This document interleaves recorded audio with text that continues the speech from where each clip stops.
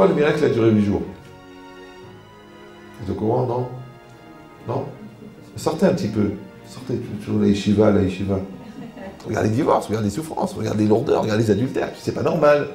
Donc normalement, quand tu rentres chez toi à la maison, tu devrais faire le Hallel. Quand tu vois que tes enfants ils sont normaux, sans avoir besoin de prendre des vitamines illégales, mais c'est un miracle. Ça veut dire que nous, on fait l'inverse. Nous, on croit que le normal est normal. Mais le normal n'est pas normal.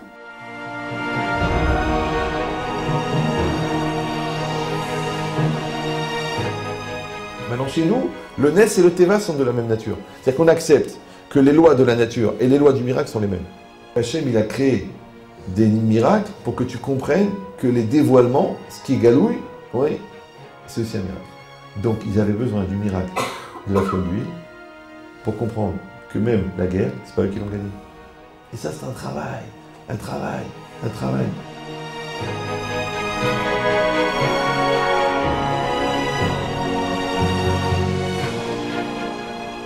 Quand tu as un enfant, par exemple, tu ne peux jamais dire « j'en ai marre, c'est fini, je baisse les bras ». L'option baisser les bras n'est pas inclus dans le contrat éducation. Tu vois, tu confonds l'éducation et l'élevage. Ça n'a rien à voir. Si j'en ai marre, la vache, je la laisse sur la route, je m'en vais. Non. Je vais chercher le miracle. Maintenant, quand un coléreux, il trouve le calme pour m'expliquer gentiment ce qu'il ressent, c'est un miracle. Pourquoi? Parce qu'il a dépassé le Teva. C'est difficile, les plages, hein, le taref, ah ben oui, le vin, c'est pas pareil, quand c'est caché, c'est pas pareil. Le samedi, je suis prêt à le faire, mais ça tombe samedi, c'est compliqué.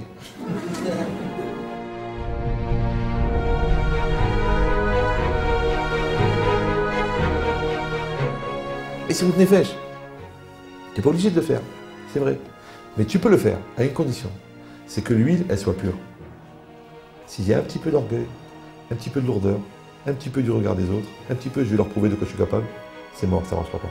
Parce que tu as pris de l'huile impure. Qu'en fait, le miracle, c'est une bonté de Dieu, parce qu'il veut créer un lien avec toi, le bon Dieu. Ça l'intéresse. Maintenant, la seule capacité que tu dois, c'est la seule chose que tu dois développer, c'est d'être capable de reconnaître cette bonté.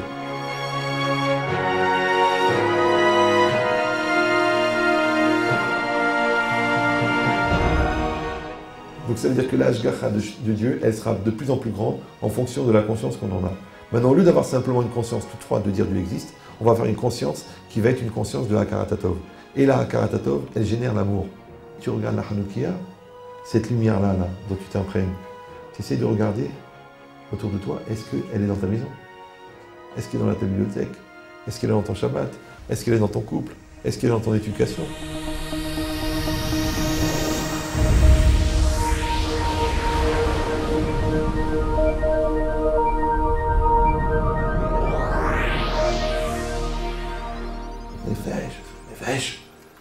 Nefesh.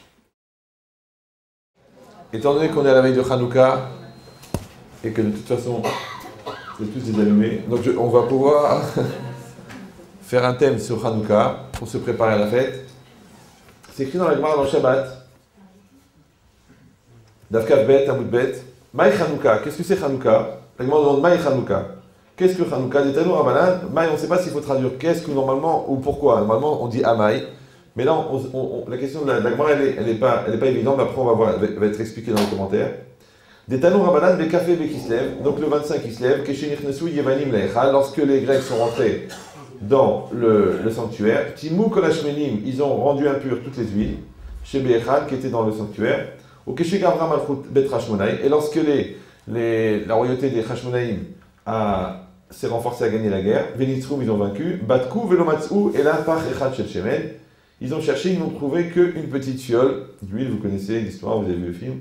Venase Nase Bones, il y a eu un miracle avec cette fiole. Veidliku Mimeno Shmone Yamim. Et ça a brûlé pendant 8 jours. D'accord? Mais c'est faux, en fait ça a brûlé que 7 jours. Parce que le premier jour, c'était l'huile qu'ils avaient amenée. Bon, qu'ils avaient trouvé.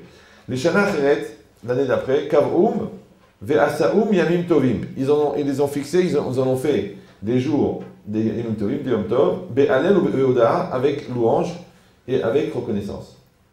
Donc et Rachid, il dit Maï Hanouka, qu'est-ce que c'est Hanouka? Al-Ezenes Kav'oua. C'est sur quel miracle qu'on a fixé la fête de Hanouka. Maintenant, tout le monde sait qu'il y a beaucoup de questions qui se posent par rapport à Hanouka, et que quand c'est marqué chez Hassanissim, Bayamim Ma'em Bazemanazé, quand on dit la bracha, que Hachem il a fait des miracles, Bayamim Ha'em, dans ces jours-là, Bazémanazé dans ce temps-ci. Alors Bayamim Ha'em, évidemment on l'a compris, c'est par rapport à ce qui s'est passé à l'époque, mais Bazémanazé c'est dans ce temps-là, cette même période-là, de telle date à telle date, qui revient chaque année.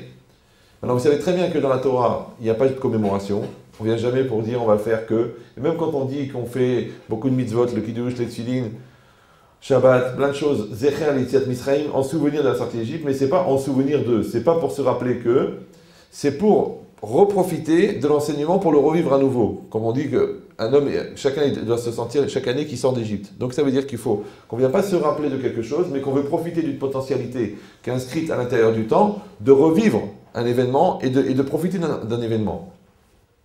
Donc maintenant ici, les Chachamim ont fixé que cette période-là, elle va être consacrée pour la louange par rapport à ce qui s'est passé.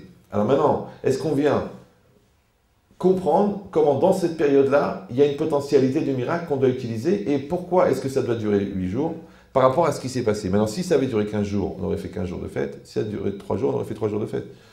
Donc maintenant, il y a plusieurs questions. Première question, c'est qu'on a dit, le Beth Yosef, il demande, il dit, mais puisque en fait le miracle n'a duré que 7 jours, parce que le premier jour il y avait de l'huile, donc pourquoi on a fait 8 jours de fête? Il fallait faire 7 jours.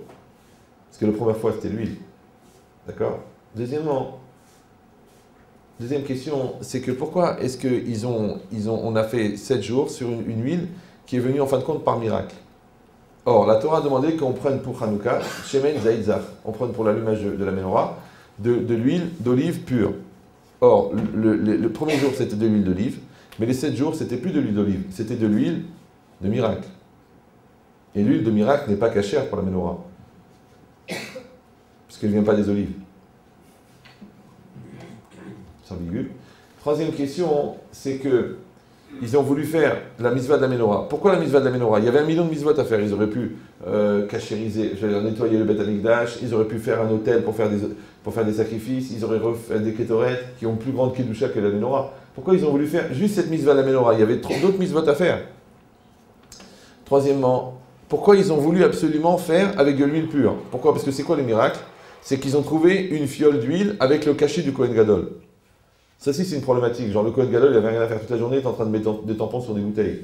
Non, tu marques cachère, tu marques pur, c'est pas la peine que ça. Le Kohen Gadol lui-même, qui met, ça veut dire quoi? Que le Kohen Gadol, il doit prendre, il doit mettre sur le tampon, un tampon sur la bouteille. Ça va? Ah d'accord. Donc pourquoi ça doit être un tampon de Kohen Gadol sur l'huile, et pourquoi celui qui a organisé la révolte, c'est aussi un Kohen Gadol. Matatiyahu ben Yochanan, c'est aussi un Kohen Gadol. Ouais. Après,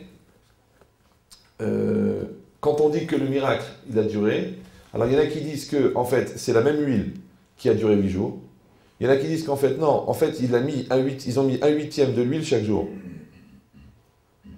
Maintenant, ils ont mis 1/8 de l'huile chaque jour, pourquoi? Et ce 8e, qui aurait dû durer quelques heures, il a duré à chaque fois 24 heures. Donc le miracle, il n'est pas que la première jour c'était de l'huile et le reste c'était que du miracle, c'est que chaque jour ils ont mis un peu d'huile et ça a duré 8 jours.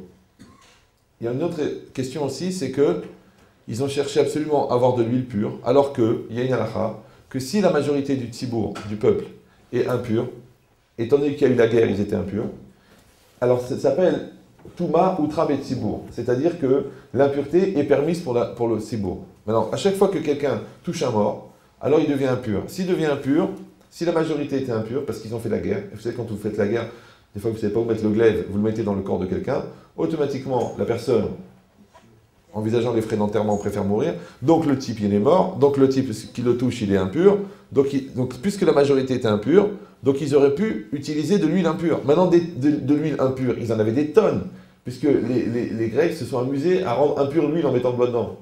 Donc ils avaient des tonnes d'huile impure. Mais ils ont voulu absolument avoir de l'huile pure. Pourquoi ils ont utilisé de l'huile pure? Parce que de toute façon, comme la majorité du peuple était impure, ils avaient le droit d'utiliser de l'huile impure. Ça va? Maintenant, le plus vicieux, c'est que pourquoi le miracle a duré 8 jours? Vous êtes au courant, non? Non? Sortez un petit peu. Sortez toujours la yeshiva. C'est le temps que ça prend. Le temps que ça prend. C'est incroyable, c'est les femmes qui répondent. Messieurs? Faites attention par contre pour les problèmes d'épilation parce que ça fait pousser la barbe. Mais c'est quoi l'idée, ouais? C'est que, en fait, il fallait 3 jours pour aller à l'endroit où on fabriquait l'huile. Il fallait 2 jours pour la fabriquer. Il fallait 3 jours pour revenir. Donc ça a duré 8 jours. Maintenant, eux, ils savaient que ça a duré 8 jours. Donc comme ça a duré 8 jours, qu'est-ce qu'ils auraient dû faire normalement? Ils auraient dû envoyer des gens pour amener de l'huile et ensuite allumer. Eux, qu'est-ce qu'ils ont fait? Ils ont allumé et après ils ont envoyé les gens. Dis-moi, mais ça va s'éteindre puisqu'il y avait de la lumière pour une journée. Mais eux, ils avaient besoin que ça dure 8 jours. Parce qu'après, quand ils revenaient avec de l'huile qu'ils auraient ramenée, ils auraient pris le relais de cette huile qu'ils avaient. Ça va? Donc en allumant le premier jour, ils ont obligé Dieu à faire un miracle. Tu te prends pour qui, toi? C'est comme si tu sautes par la fenêtre du 100e étage et tu dis adieu, à toi. Et qu'est-ce qu'il dit Dieu? À tout de suite. Évidemment. C'est dire quoi ça? Tu veux provoquer le miracle. Tu obliges Dieu à faire un miracle. Bon, alors, toutes ces questions-là, on va essayer de répondre.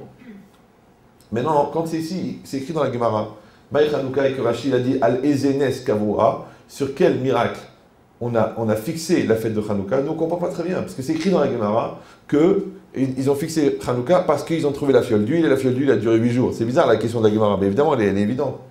Alors, le Maharan, il donne une explication incroyable. Il dit Ve'im Thomas. Et si tu vas dire Vechi Bishvit Shenaase la Emnes Beadlaka, Shelo Betela Adlaka, Ayukovim Hanouka.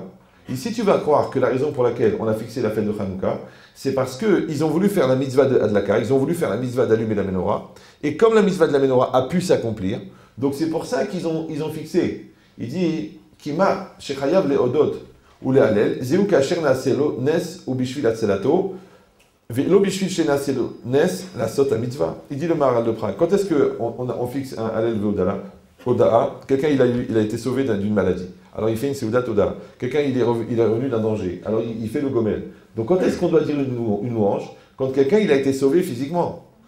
Mais là qu'est-ce qui s'est passé? Eux ils ont voulu faire la menorah. En faisant la menorah, la mitzvah de la menorah, Baruch Hashem, ils ont pu la faire. La lumière a duré 8 jours. Donc grâce à ça, ils ont fait la mitzvah. Alors qu'est-ce qu'ils ont dit? On va fixer une louange parce qu'on a réussi à faire une mitzvah. Il dit mais le Maharal, jamais on fixe une louange parce qu'on a fait une mitzvah. On fixe une louange parce qu'on a été sauvé physiquement. Quelqu'un il a eu un accident de la route, de Baruch Hashem, il est bien. Quelqu'un il est sorti d'une grave maladie, il fait une louange. Mais c'est parce qu'il a été sauvé physiquement, pas parce qu'il a réussi à faire une mitzvah par miracle. Pourquoi? Parce que puisque Akol Bidei Shamayim, Chutz Mirat Shamayim, tout est entre les mains du ciel, sauf la crainte du ciel. Donc la crainte du ciel, c'est ce qui me revient à moi, c'est ça mon obligation. Donc maintenant, si moi j'ai fait une mitzvah grâce à Dieu, donc c'est Dieu qui a fait la mitzvah. Donc si c'est Dieu qui a fait la mitzvah, je vais faire une louange à Dieu parce que Dieu il a fait une mitzvah à ma place. Mais moi, qu'est-ce que j'ai fait moi? C'est l'archouma, tu devrais, au contraire, tu l'as joué discrète et dire, écoutez, ce coup-là, j'étais pas là. Donc, mais non, là, au contraire, tu n'as rien fait. C'est comme si tu prends les téfilines, tu veux descendre l'escalier et en tombant, le sachet il s'ouvre, les téfilines ils se mettent autour du bras, sur la tête et tu arrives en bas, tu as les téfilines. Est-ce que tu as accompli la mitzvah? Oui, non, oui, non, oui. La mitzvah, c'est de les porter ou de les mettre? Ou que chartem, tu dois faire le geste, d'accord? C'est pareil. Si une femme elle a été poursuivie par un mikvé, qui l'a rattrapée, elle est tombée devant. Est-ce qu'elle a fait la mitzvah d'aller au mikvé? Il faut qu'elle y aille, il faut aller au mikvé, c'est pas que le mikvé il est venu à toi.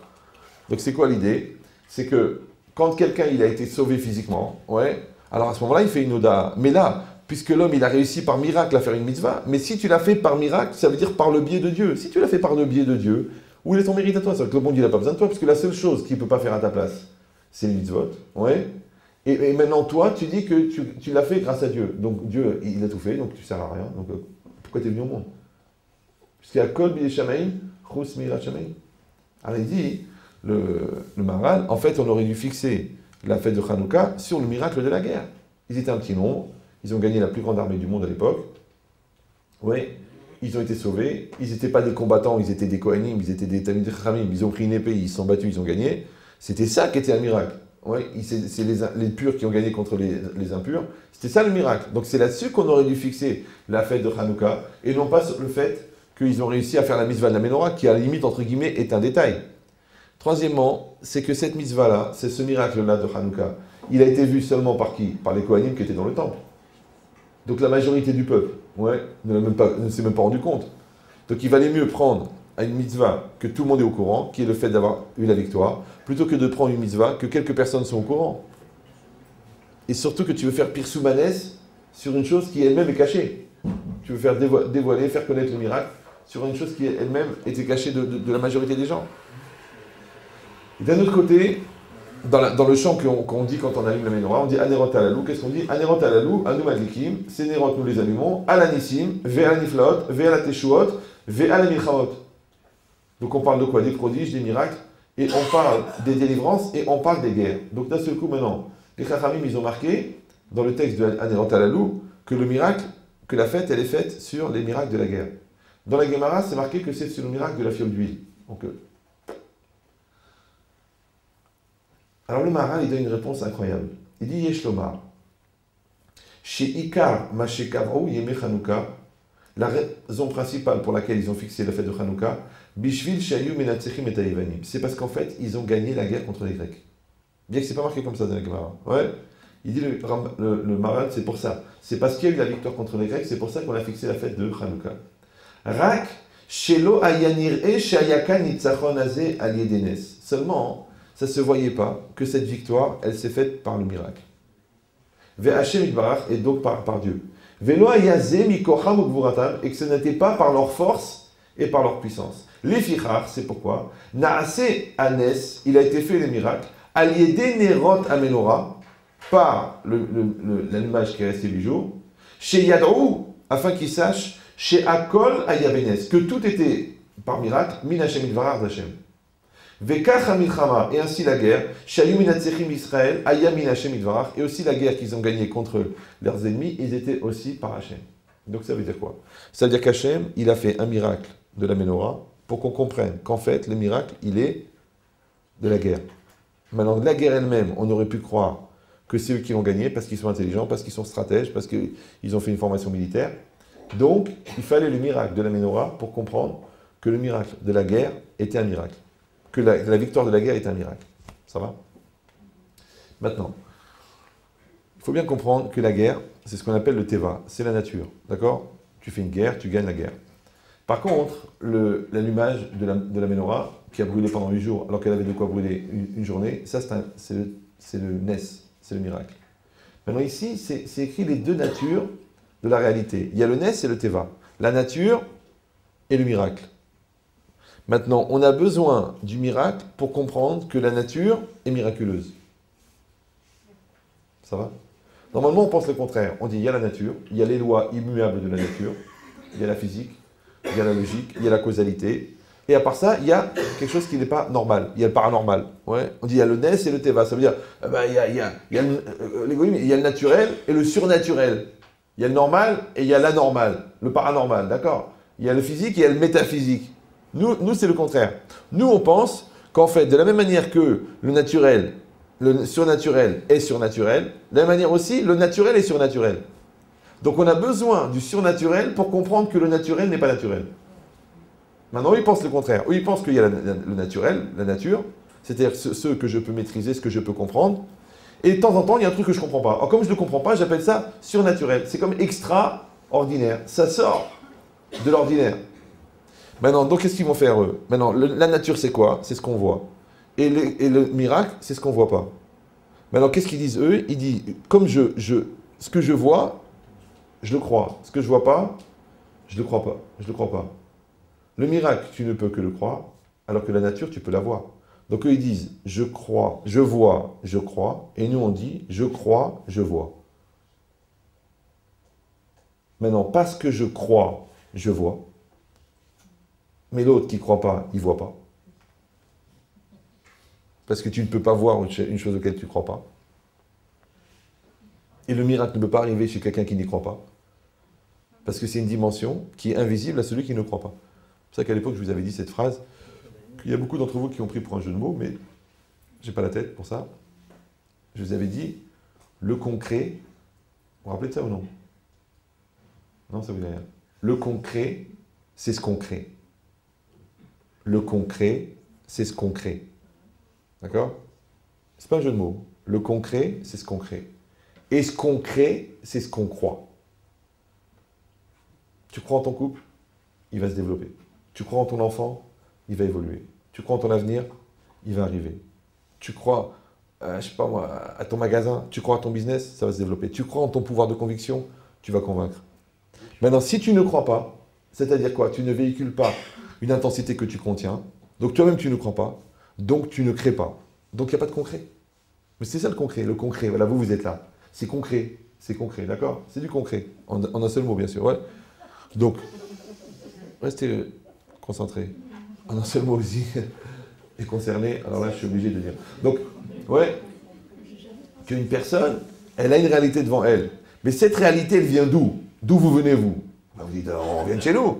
Non, vous êtes venu pour écouter un cours. Mais moi, je suis venu pour donner un cours. Maintenant, moi, je sais que je vais donner un cours. Vous, vous savez que vous voulez écouter un cours. C'est pour ça que vous êtes là. C'est pour ça que je suis là. C'est quoi la rencontre? C'est la rencontre de deux communions, la communion de deux volontés qui ont créé quelque chose de concret. Maintenant, des fois, j'ai un empêchement, j'y arrive pas, j'ai mal à la gorge, j'arrive pas à donner, j'ai pas la tête, je peux pas me concentrer. Ah, c'est dommage. Donc en fait, moi, j'ai pas créé quelque chose, vous n'avez pas créé quelque chose. Maintenant, le miracle, c'est qu'on a réussi à créer quelque chose. C'est pareil, tu mets un homme, une femme et 4 enfants. Ça s'appelle une famille. Mais vous voulez voir toutes les combinaisons d'horreur qui peuvent se passer entre un homme et 4 enfants? Un homme, une femme et 4 enfants? Des problèmes de couple, des problèmes d'éducation, des problèmes de nerfs, des problèmes de jalousie, des problèmes de stress, des problèmes de malaise, de complexe, de lourdeur, de déséquilibre intime, d'attouchement, de souffrance, de peur. Donc quand tout marche bien entre un homme, une femme et 4 enfants, tu peux faire le Hallel. C'est extraordinaire. Tu mélanges, c'est naturel, grâce à Dieu, on habite dans une maison, mais c'est extraordinaire. C'est pas normal. C'est normal. Mais regarde les statistiques, regarde les divorces, regarde les souffrances, regarde les lourdeurs, regarde les adultères, c'est pas normal. Donc normalement, quand tu rentres chez toi à la maison, tu devrais faire le Hallel. Quand tu vois que tes enfants ils sont normaux, sans avoir besoin de prendre des vitamines illégales, mais c'est un miracle. Comment tu es détendu sans avoir utilisé la pelouse? C'est magnifique. D'accord? Quand tu aimes la Torah, tu étudies la Torah et tu aimes la Torah, ton fils il étudie la Torah et il aime la Torah. Mais tu dois manger des téfilines le matin. C'est normal. Ta fille elle n'a pas de problème avec la sniout aujourd'hui, en 2013. C'est un truc de fou. Donc ça veut dire quoi? Ça veut dire que nous, on fait l'inverse. Nous, on croit que le normal est normal. Mais le normal n'est pas normal. Le normal n'est pas normal. Maintenant, pour que ton normal, entre guillemets, reste normal, c'est-à-dire qu'il soit au-delà de la nature, parce que la normalité d'un juif n'est pas naturelle, ouais, il faut que toi, tu crois à l'anormalité du normal. Dès que tu tombes dans la normalité du normal, ta normalité devient normale. Donc tu rentres dans les statistiques. Ah bah les statistiques, ça se passe mal, hein. C'est pas évident les statistiques. Hein. En ce moment, la tendance est difficile. À la communauté, beaucoup de problèmes. Ah oui, parce que tu es dans une norme. Mais toi, tu n'es pas dans la norme, toi. C'est ça le problème. Ah maintenant, d'où est-ce qu'elle va venir ce côté anormal qui n'est pas dans la norme? Parce qu'elle n'est pas normée à la réalité, elle est normée à toi. Maintenant, comment toi tu crées la norme? Parce que toi, tu crois. C'est ta norme à toi. Toi, tu crois. Toi, tu crois. Toi, tu dis, j'ai une émouna. Dieu est grand. Ah, mais vous vous rendez compte ce qui se passe en ce moment? Ouais, et t'as vu, regardez la voisine, et l'entourage, et la difficulté, la lourdeur, la conjoncture, et le marché, et l'ambiance. Bon, vous avez la chance. Nous, on vit dans un pays musulman. Mais vous qui avez la chance d'être en Israël, d'accord? C'est évident. Il ne faut pas se voiler la face non plus. Bon, mais c'est quoi l'idée, ouais? C'est que quelqu'un, il doit bien comprendre comment Akadosh Baruch Hu, il a organisé. C'est ce qu'il dit le Maharal de Prague. Qu'en fait, le miracle, il a été créé, et c'est ça Nes. Parce que Nes, c'est quoi Nes? Un Nes, c'est un miracle. D'accord? Mais Nes, ça veut dire aussi un drapeau. Ça veut dire aussi un signe. Donc, quand on dit que la chose, elle vient par Nes, que la chose, elle vient par miracle, le Nes, c'est quoi? C'est aussi le Nisayon. Le Nes, c'est un Nisayon. Maintenant, le Nisayon, c'est fait pour quoi? C'est fait pour prouver ce que tu penses. Oui? Ou c'est fait pour confirmer ce que tu vis. Regardez, prouver par exemple. Prouver en français, ça veut dire donner une preuve. Et éprouver, c'est vivre une épreuve. Quand tu es éprouvé, ça prouve que la preuve, tu l'as vécue. Ça s'appelle l'épreuve de la vie. L'épreuve, L', ou l'épreuve, LES, preuve. Maintenant, quand toi, tu passes l'épreuve de la vie, tu es éprouvé. Le fait d'être éprouvé, ça fait de toi un bébé éprouvé. Non, pas du tout. Donc, ça fait de toi une personne prouvée. Ça prouve. Ouais. Donc, cette logique-là, qu'est-ce que ça fait? En passant le Nisayon, tu as atteint un certain niveau de maturité.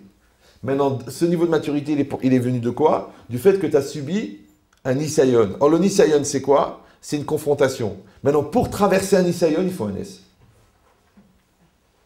C'est quoi le Nes? C'est que tu es capable de voir derrière l'épreuve. Or, c'est quoi l'épreuve? C'est le Teva. Et c'est quoi le miracle? C'est le Nes. Donc, qu'est-ce qu'il y a derrière la nature? Le miracle. Donc, la partie voyante, ça sera toujours la nature.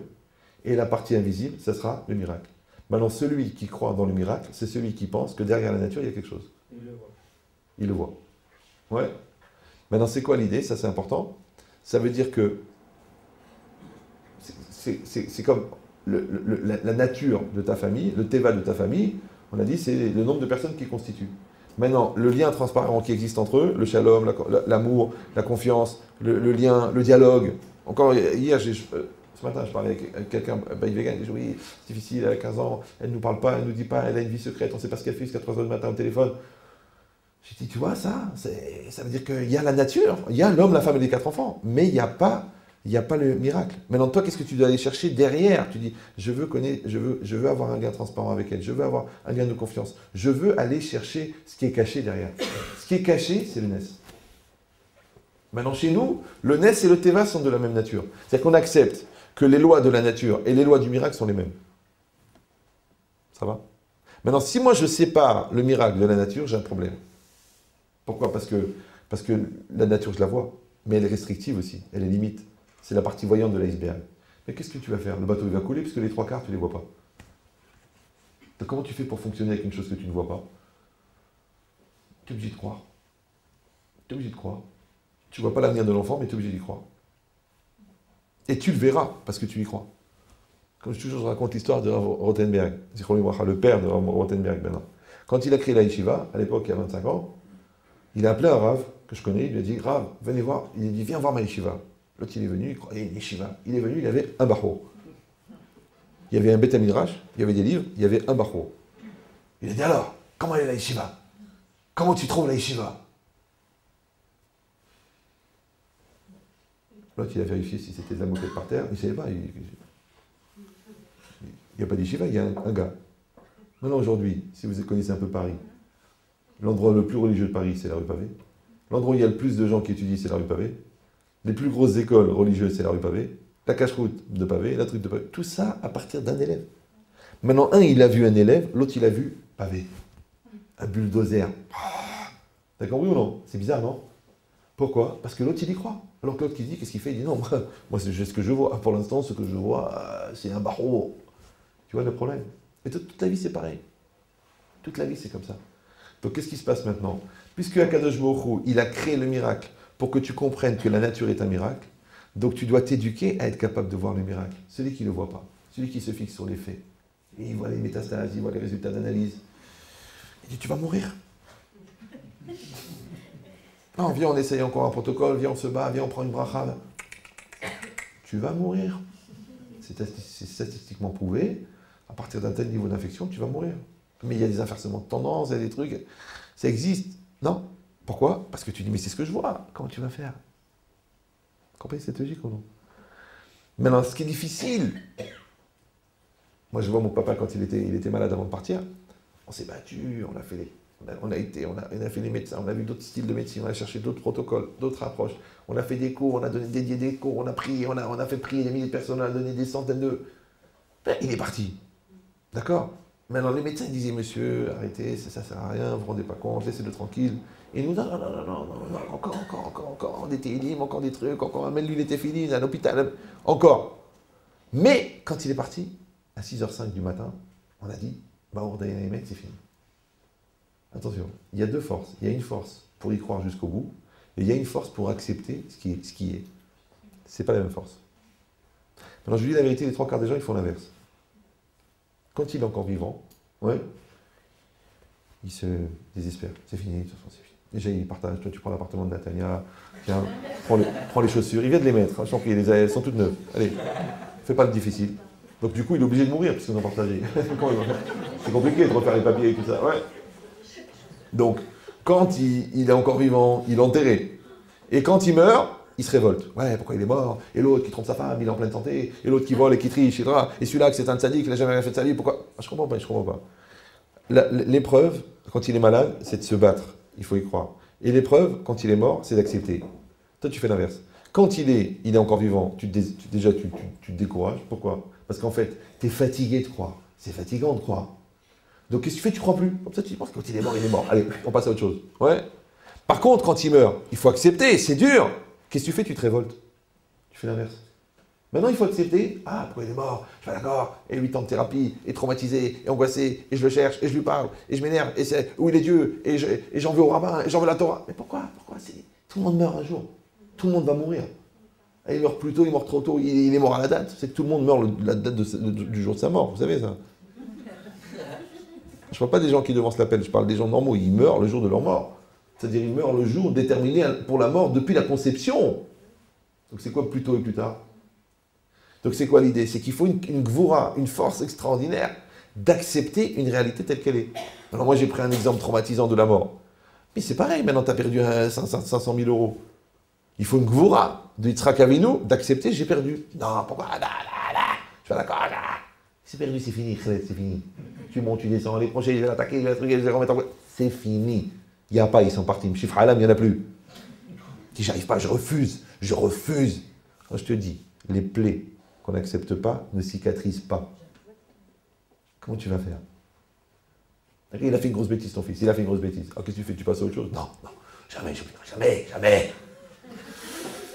Donc, lui, il veut s'arranger. Jamais. Il y en a des valdas à avaler. Des fois, c'est pas le fils, c'est le père. Il faut l'avaler, la valda. Une fois, une femme, elle m'a dit, j'ai dit, écoutez, voilà, bon, c'était grave, mais bon, écoutez, il veut arranger, il veut truquer, vous-même, vous l'aimez, c'est votre mari. Alors, qu'est-ce qu'on fait? On avance ou on pleure? Elle m'a dit, ah, vous me demandez d'avaler une valda? Je dis non. Un immeuble. Avec le poteau électrique, 30 mètres de haut. Je vais mourir. C'est comme ça. Quand tu vois des femmes qui se plaignaient d'une piqûre de guêpe et qui accouchent. Mais ça fait plus mal. Hein. Avant qu'on crée cette bracha extraordinaire sur le boré péridural, oui. C'est dur d'accoucher. C'est une douleur incroyable, c'est une douleur énorme. Ouais. Je ne sais pas si un homme a déjà essayé d'accoucher, non? Ouais, c'est dur. Bon. Et pourtant, la femme, elle n'arrive pas. Pourquoi? Ou elle arrive. Et après, non seulement, et après, elle revient un autre bébé. Tu mettais maso, quoi. Elle va recommencer. Donc, c'est quoi l'idée? C'est qu'en fait, c'est les paradoxes. Et la vie, c'est des paradoxes. Une fois, un juif, il m'a demandé ça. J'étais à Strasbourg. Un garçon, quand même, intelligent, tout ça.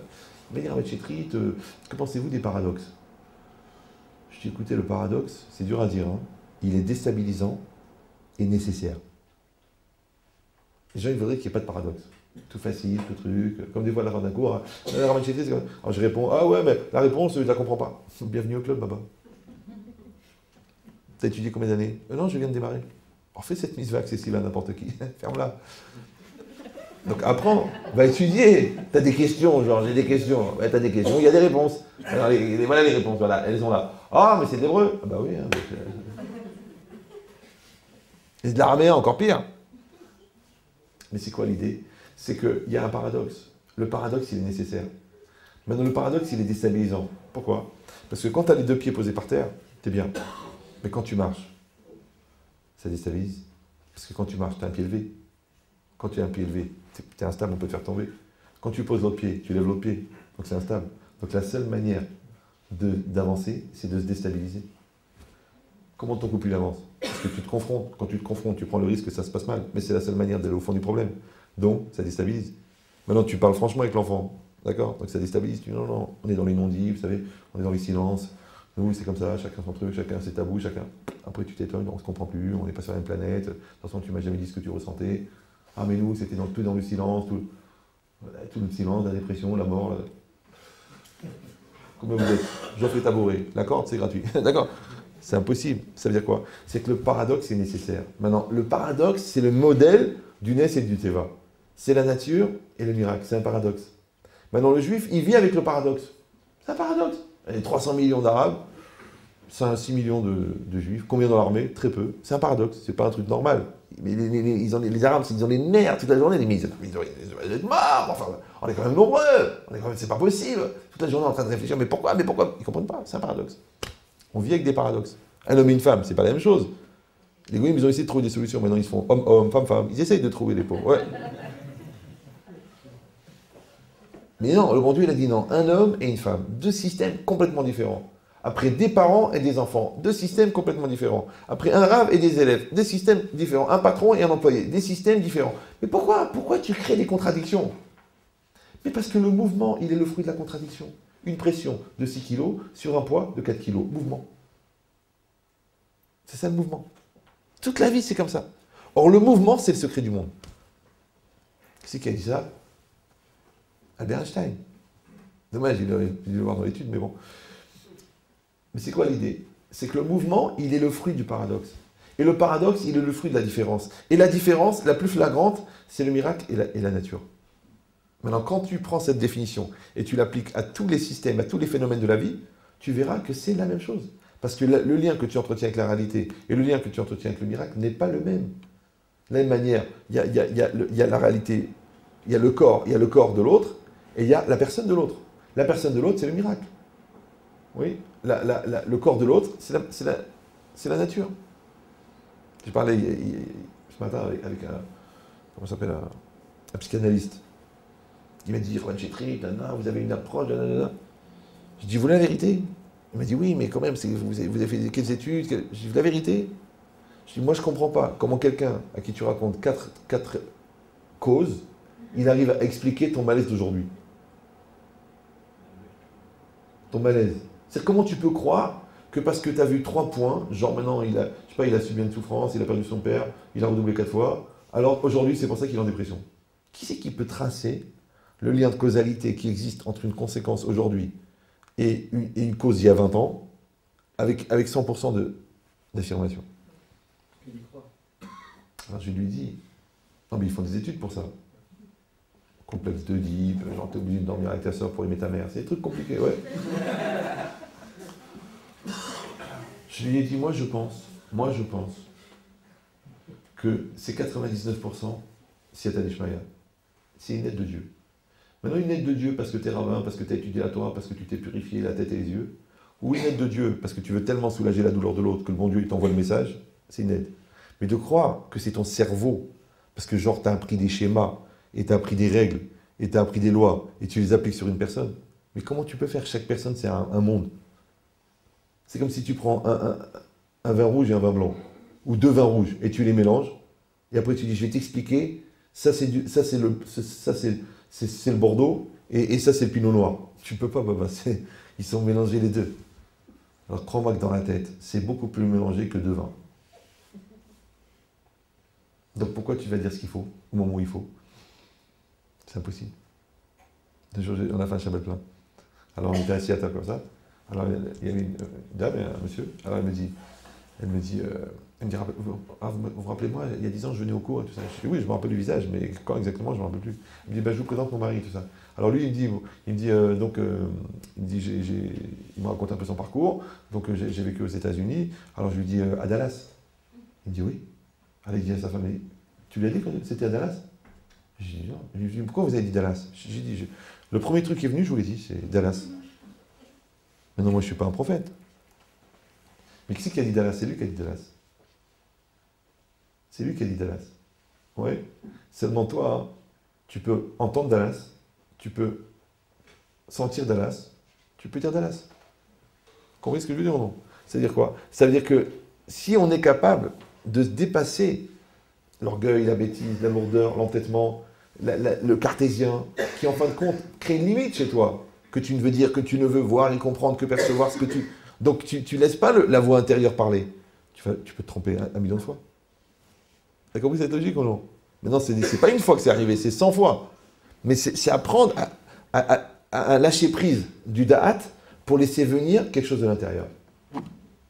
Maintenant, moi, c'est un truc un peu rigolo comme ça, parce qu'il était de Dallas, du Dallas. Mais c'est pareil, comment tu vas savoir exactement c'est quoi le problème de ta fille? Elle dit rien. Comment tu vas savoir c'est quoi le malaise du bébé? Il a 15 jours. Comment tu vas savoir que ton mari il a une tête bizarre, mais tu ne sais pas pourquoi? Comment tu vas faire? Il faut que le bon Dieu t'explique. Maintenant, tu ne pourras percevoir l'intériorité des choses que parce que tu acceptes le côté naisse. Ça, c'est un naisse, c'est normal. C'est pas quelque chose de normal, parce que c'est pas quelque chose de normé.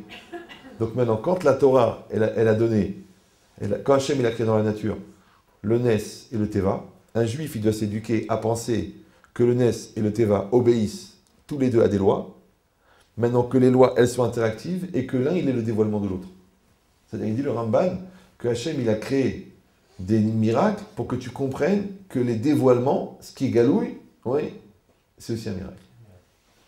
Mais ça, en bataille, c'est un chinour. C'est pas seulement une connaissance. Les gens disent, mais oui, je suis au courant, bien sûr. Oui, je sais. Oui, je l'ai entendu dans un cours au début. J'avais lu à l'époque dans le Midrash. Non, très dangereux. Moi, je parle pas de la culture, moi. Ça n'a rien à voir. C'est que la chose, elle est intégrée chez toi, et c'est ça ta conviction profonde. Parce que si ta conviction est différente de ta culture, sache que c'est ta culture qui va passer, c'est pas ta conviction. C'est pour ça que t'as écouté 24 cours sur le bitachon, t'as peur pour l'argent, alors comment ça se fait? C'est pas évident quand même, c'est quand même 37 000 shekels, faut les trouver. Alors, les bitachon, ouais, bitachon, je viens. Voilà, c'est bien. Donc il faut que ça rentre. Il faut que ça rentre. Ça rentre à l'intérieur. Donc maintenant, ce que tu es devenu, c'est le NES. Ce que tu as appris, c'est le Teva. Maintenant, qu'est-ce que tu vas faire? Tu vas te servir, attention, de ce que tu as appris pour ressentir ce que tu apprends. Donc pour ressentir même ce que tu ne vois pas. Et c'est un rilour. C'est un travail. Donc c'est à force d'aimer tes enfants que tu vas les comprendre. Maintenant, tu vas les aimer plus que ce qu'ils te montrent. Mais si tu les aimes pour ce qu'ils te montrent, tu ne les comprendras pas, puisque tu ne vois que 10% de ce qu'ils sont. Toute la vie, c'est comme ça. Pourquoi les gens, ils vont voir les secrets de la Torah, et d'autres, ils ne les voient pas. Ils ne comprennent pas ce qui se passe dans la pièce à côté. Pourquoi? Parce qu'il n'a pas pris cette dimension-là. Et ça, c'est un travail, un travail, un travail. Donc, tous les ans, on vient mettre en relief, oui, Hanouka. Il dit le Rav Pinkus, ces jours-là, ils sont mesougalim, les avin, oui, pour comprendre, velil mode, et pour apprendre que quoi? Qu'on doit être mouche-pas du miracle. On ne doit pas seulement voir le miracle, on ne doit pas seulement comprendre le miracle, on doit être aussi touché par le miracle, on doit être influencé par le miracle, on doit être pétri par le miracle. Sinon, ça veut dire que ta nature n'a pas changé. Mais c'est dur. Tu mets les tuilines le matin, d'accord? Donc tu dois mettre les tuilines le matin en pensant que Hachem il a créé le monde, que Hachem il nous a fait sortir d'Égypte, que Hachem il m'a demandé de maîtriser mes pulsions de mon corps et les pulsions de mon esprit et les soumettre à Hachem, d'accord? Non, tu le sais, c'est marqué. Tu peux écrire en français, c'est écrit en shulchan en hébreu, d'accord? Mais tu y penses? Mais oui, j'y pense avant de le faire. Mais au moment où tu penses, tu le penses ou juste tu dis ce que tu dois penser? Ou juste tu penses ce que tu dois penser? Le matin, tu fais Kriyat Shema, d'accord. Donc maintenant, pour être yotze du Kriyat Shema, il faut être Mekabel Ol Malchut Shamaim. Mais tu as été Mekabel Ol Malchut Shamaim? Mais bien sûr. Non, mais tu as pensé, attention. Alors, avant de faire le Kriyat Shema, tu dis, je suis Mitkaven de faire la mitzvah de Kriyat Shema, et je suis Mitkaven d'être Mekabel Ol Malchut Shamaim. Super. Et après, quand j'ai dit, Shema Yisrael Shem Elohim Hashem Echad, après, avant de dire, Ve'afta, je suis Mekabel Ol Mitzvot. Super. Tu as pensé ce qu'il fallait le penser. Mais tu as été Mekabel le Ol. Non, ben non, Même les gens, ils se marient, et ils ne se marient pas. Tu le vois sur la coupe, la tête complètement à l'envers. Bon, on va dire, Ariat, non, mais tu sais ce que tu as fait là maintenant. Tu t'es marié. Tu signes, l'acte tu signes. Tu sais, c'est un engagement. Non, c'est une cérémonie. C'est une cérémonie. Bonjour. Donc c'est vous qui achetez la bague. Oui, c'est elle que votre épouse. Vous vous engagez à tous les devoirs imposés par la Torah. Mais le mec, il ne comprend pas de quoi il parle. Il ne comprend même pas. Parce que l'actuva, normalement, c'est qu'après, une semaine après, tu as envie de t'engueuler. Tu dis, je peux pas, je me suis engagé. Pour toi, tu t'engueules tranquille. Je comprends pas, mais tu es engagé. Tu dis, arrête mes coups de chetli, ça veut dire quoi maintenant? C'est quoi, arrête mes coups de chetli? C'est pas que t'es genre, t'as acheté une femme. Vous avez déjà fait le premier rachis de l'Agmara Kiddushin? Le premier rachis. Aïcha Niknit. Vous l'avez déjà fait ce rachis là? Oui? C'est les femmes qui l'ont fait, ça. Aïcha Niknit, la femme s'acquiert de 3 manières. Ouais. Mais c'est quoi s'acquiert? C'est pas que tu l'achètes. On va pas au marché, tu la prends par les cheveux, tu dis bon, je la prends celle-là. Elle a toutes ses dents. Ouais. Non, s'acquiert, c'est qu'on va faire un rite qui va entériner la relation qui existe entre nous. Donc il est sur quoi l'acquisition? C'est quoi le rite qui entérine notre relation? C'est pas une acquisition, c'est pas un achat. Ouais. Alors Rashi, il dit, Aïcha Niknit, il dit les barala. J'ai jamais vu ce Rashi? C'est le premier Rashi. Même si tu fais celui-là, tu peux mourir après. Tu l'as fait, ouais. Aïcha Niknit, la femme est acquise. 2 points, Rashi, les Baala, à son mari. Ben, on avait compris, hein. C'est pas à son père, au voisin, à son futur amant. Ben non, c'est les Baala. Alors, à qui elle est mariée alors? Aïcha Niknit et les Baala. Parce que c'est pas écrit dans la Gemara, c'est pas écrit dans la Mishnah. Aïcha Niknit, les Baala, Beshlosh Adrachim. Et Aïcha Niknit, Beshlosh Adrachim. Ouais. Pourquoi t'as marqué Aïcha Niknit, t'as pas écrit les Baala? Alors Rashi précise les Baala. Alors le Rav, il avait fait un cours de 1h30 pour expliquer ce Rachid, le Baal. Ouais. Parce que c'est quoi Baal? Baal, c'est Baal. Baal, c'est le patron. Ouais. Donc toi, tu crois que tu as épousé une femme, mais non, tu as épousé une somme d'obligations, puisque le Baal, il est obligé envers la personne. C'est compris ou non? C'est ta voiture? T'es propriétaire? Tiens, au fait, elle a renversé un gosse, t'es responsable. C'est ta maison? Ah, il y a eu un dommage, toi qui payes. C'est ton fils? Ah, t'es responsable. C'est ça les Baals là. T'es le mari, tu t'occupes. Tu assures. T'es la femme, tu assures. Donc c'est quoi Donc les gens, ils se marient, ils pensent pas c'est quoi le mariage. Sinon, pourquoi ils auraient des problèmes de couple? Parce qu'ils oublient, ouais, et moi, et toi, tu m'as pas fait, et c'est difficile, et puis j'ai mon orgueil, et j'ai mes nerfs, et j'ai me stress, et puis tu me saoules, et j'en ai marre de ta tronche. T'es engagé. C'est comme si la deuxième fois que tu reçois le crédit à payer pour la maison, tu dis, oh j'en ai marre, pas tous les mois. Hein. Bon, on va essayer d'espacer un peu là, parce que commence à me saouler, hein. Attends, 1 mois ça va, 2 mois ça va, mais attends, mesdames et messieurs, pour 20 ans, 20 ans, ça va pas la tête, même pas en rêve. Mais c'est un crédit, monsieur, c'est un crédit. Vous comprenez ou non? Oui, non? Oui? Ça va, vous comprenez bien? Non, les gens ils croient qu'ils ont compris. Oui, j'ai compris la blague. Non, t'as pas compris. Quand t'as un enfant, par exemple, tu peux jamais dire j'en ai marre, c'est fini, je baisse les bras. L'option baisser les bras n'est pas inclus dans le contrat éducation. Tu vois, tu confonds l'éducation et l'élevage. Ça n'a rien à voir. Si j'en ai marre, la vache, je la laisse sur la route, je m'en vais. Non, non, non, non, non, non. Il n'y a pas la SPE, Société Protectrice des Enfants. Il n'y en a pas. Non. C'est le tien, tu t'en occupes. Donc si toi, dans ta tête, tu te mets en situation de j'en peux plus, je suis fatigué, il m'a saoulé, et ben qu'il crève, et qu'il se casse, et qu'il se barre. C'est qu'en fait, t'as pas accepté, t'as pas adhéré, t'as pas investi que l'enfant il est né. Hein. Et il est né, hein. C'est toi qui l'as fait, hein. Il est là. Le jour, il y a un gars, comme ça a des problèmes de couple, là, il téléphone de Strasbourg, a priori des gens religieux. Je dis, bon, écoute, qu'est-ce qui se passe avec ton fils? Ouais, bah écoute, j'étais très énervé contre lui, il s'est énervé, il est parti. Je dis, alors qu'est-ce que ça fait? Il me dit, bah j'ai téléphoné à ses copains, je ne l'ai pas trouvé. Je dis, alors il était où? Il dit, je sais pas, il était dehors. Mais où? Bah je sais pas, il paraît qu'il a dormi dehors. Je dis, mais toi, t'as dormi, toi? Il dit, bah ouais, j'ai dormi. Je dis, mais comment t'as dormi? Bah toute la nuit, mais ton fils, il est dehors, il a 15 ans, il dort dehors. Tu dors? Bah j'ai cherché, j'ai pas trouvé. J'ai dormi. T'as pas un problème d'éducation, toi. Il y a une case qui... Une autre histoire encore pire. Mais des fois, je dis, mais... Un type, il était avec sa femme, bon, ils se promener, ils sont arrivés dans une zone industrielle perdue de chez... Perdue. Et maintenant, ils sont engueulés dans la voiture. Maintenant, la femme, elle dit, j'en ai marre, je descends. Elle est descendue. Elle venait d'accoucher. Elle avait un bébé de 2 mois dans la poussette et son enfant de 2 ans. Le gars, il a dit, mais monte. Elle n'a pas voulu, il est parti. J'ai pas compris. Tu as laissé ta femme dans une zone industrielle. Elle a marché 1 heure pour arriver au bus. Et après le bus, elle a encore marché 1 heure pour arriver à la maison qu'ils avaient louée. Avec 2 enfants, tu l'as laissée dehors dans la rue. Il m'a dit, elle ne voulait pas monter. Je dis, mais c'est ta femme, tu peux pas. Mais on s'est engueulé, mais c'est ta femme. Vous les avez conçus ensemble. Les enfants, ils ne sont pas nés par Wi-Fi. Donc, même tes enfants, tu les laisses dans la rue. Ouais, mais elle ne voulait pas monter.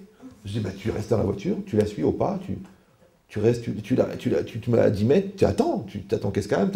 Le pire, c'est que, moi, je parlais avec la femme me dit, vous savez, la meilleure, c'est que lui, maintenant, moi, j'ai fait genre, la mission de fois, j'ai pas voulu. Et quand je me suis retourné pour dire, bon, je viens, il était parti. Je ne sais pas si vous...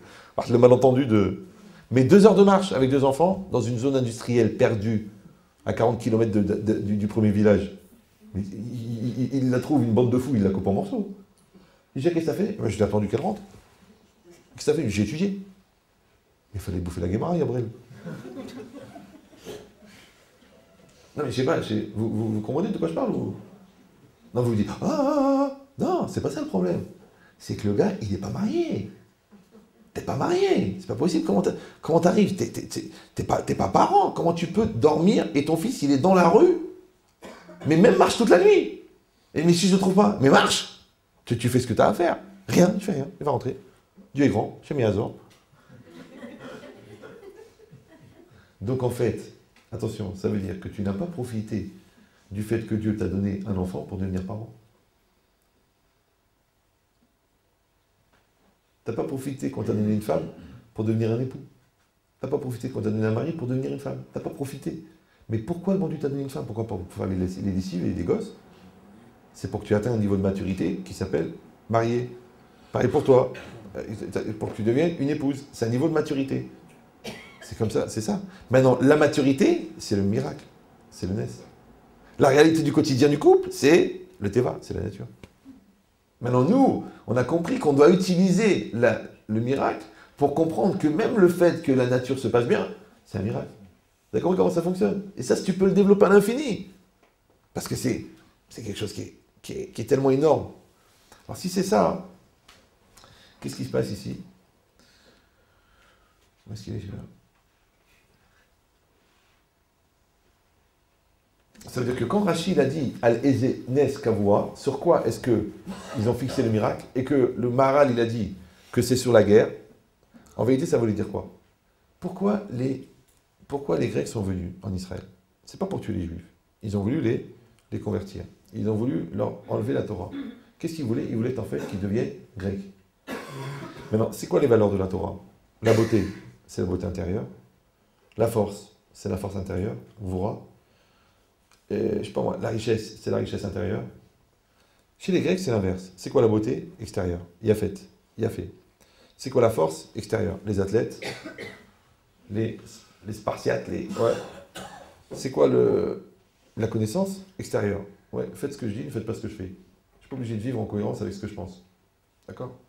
Donc ça veut dire quoi? Ça veut dire que, en fait, les Grecs, c'est le Teva, et Israël, c'est le Nes. Ça, c'est l'extérieur, ça, c'est l'intérieur. Maintenant, qu'est-ce qu'ils ont dit, les Yévanim? On veut que vous deveniez comme nous. Donc, comment on gagne chez les Bénis Israël? En faisant la prière. Comment on gagne chez les Grecs? En faisant la guerre. Maintenant, les Bénis Israël, qu'est-ce qu'ils ont fait? La guerre. En faisant la guerre, ils ont gagné. Maintenant, quand ils ont gagné la guerre, ils sont devenus Grecs. Donc, qui c'est qui a gagné la guerre? Les Grecs. Je sais pas si vous... C'est que les Grecs, ils étaient par terre allongés dans le sang, ils ont dit, on a gagné. Et les Bénis Israël ont dit, ouais. Ils sont regardés comme ça. Ils ont dit, qu'est-ce qu'on fait là? On devrait être en train d'offrir des corbanotes devant la Gemara, en train de faire la prière. Qu'est-ce qu'on fait avec un glaive dans la main plein de sang?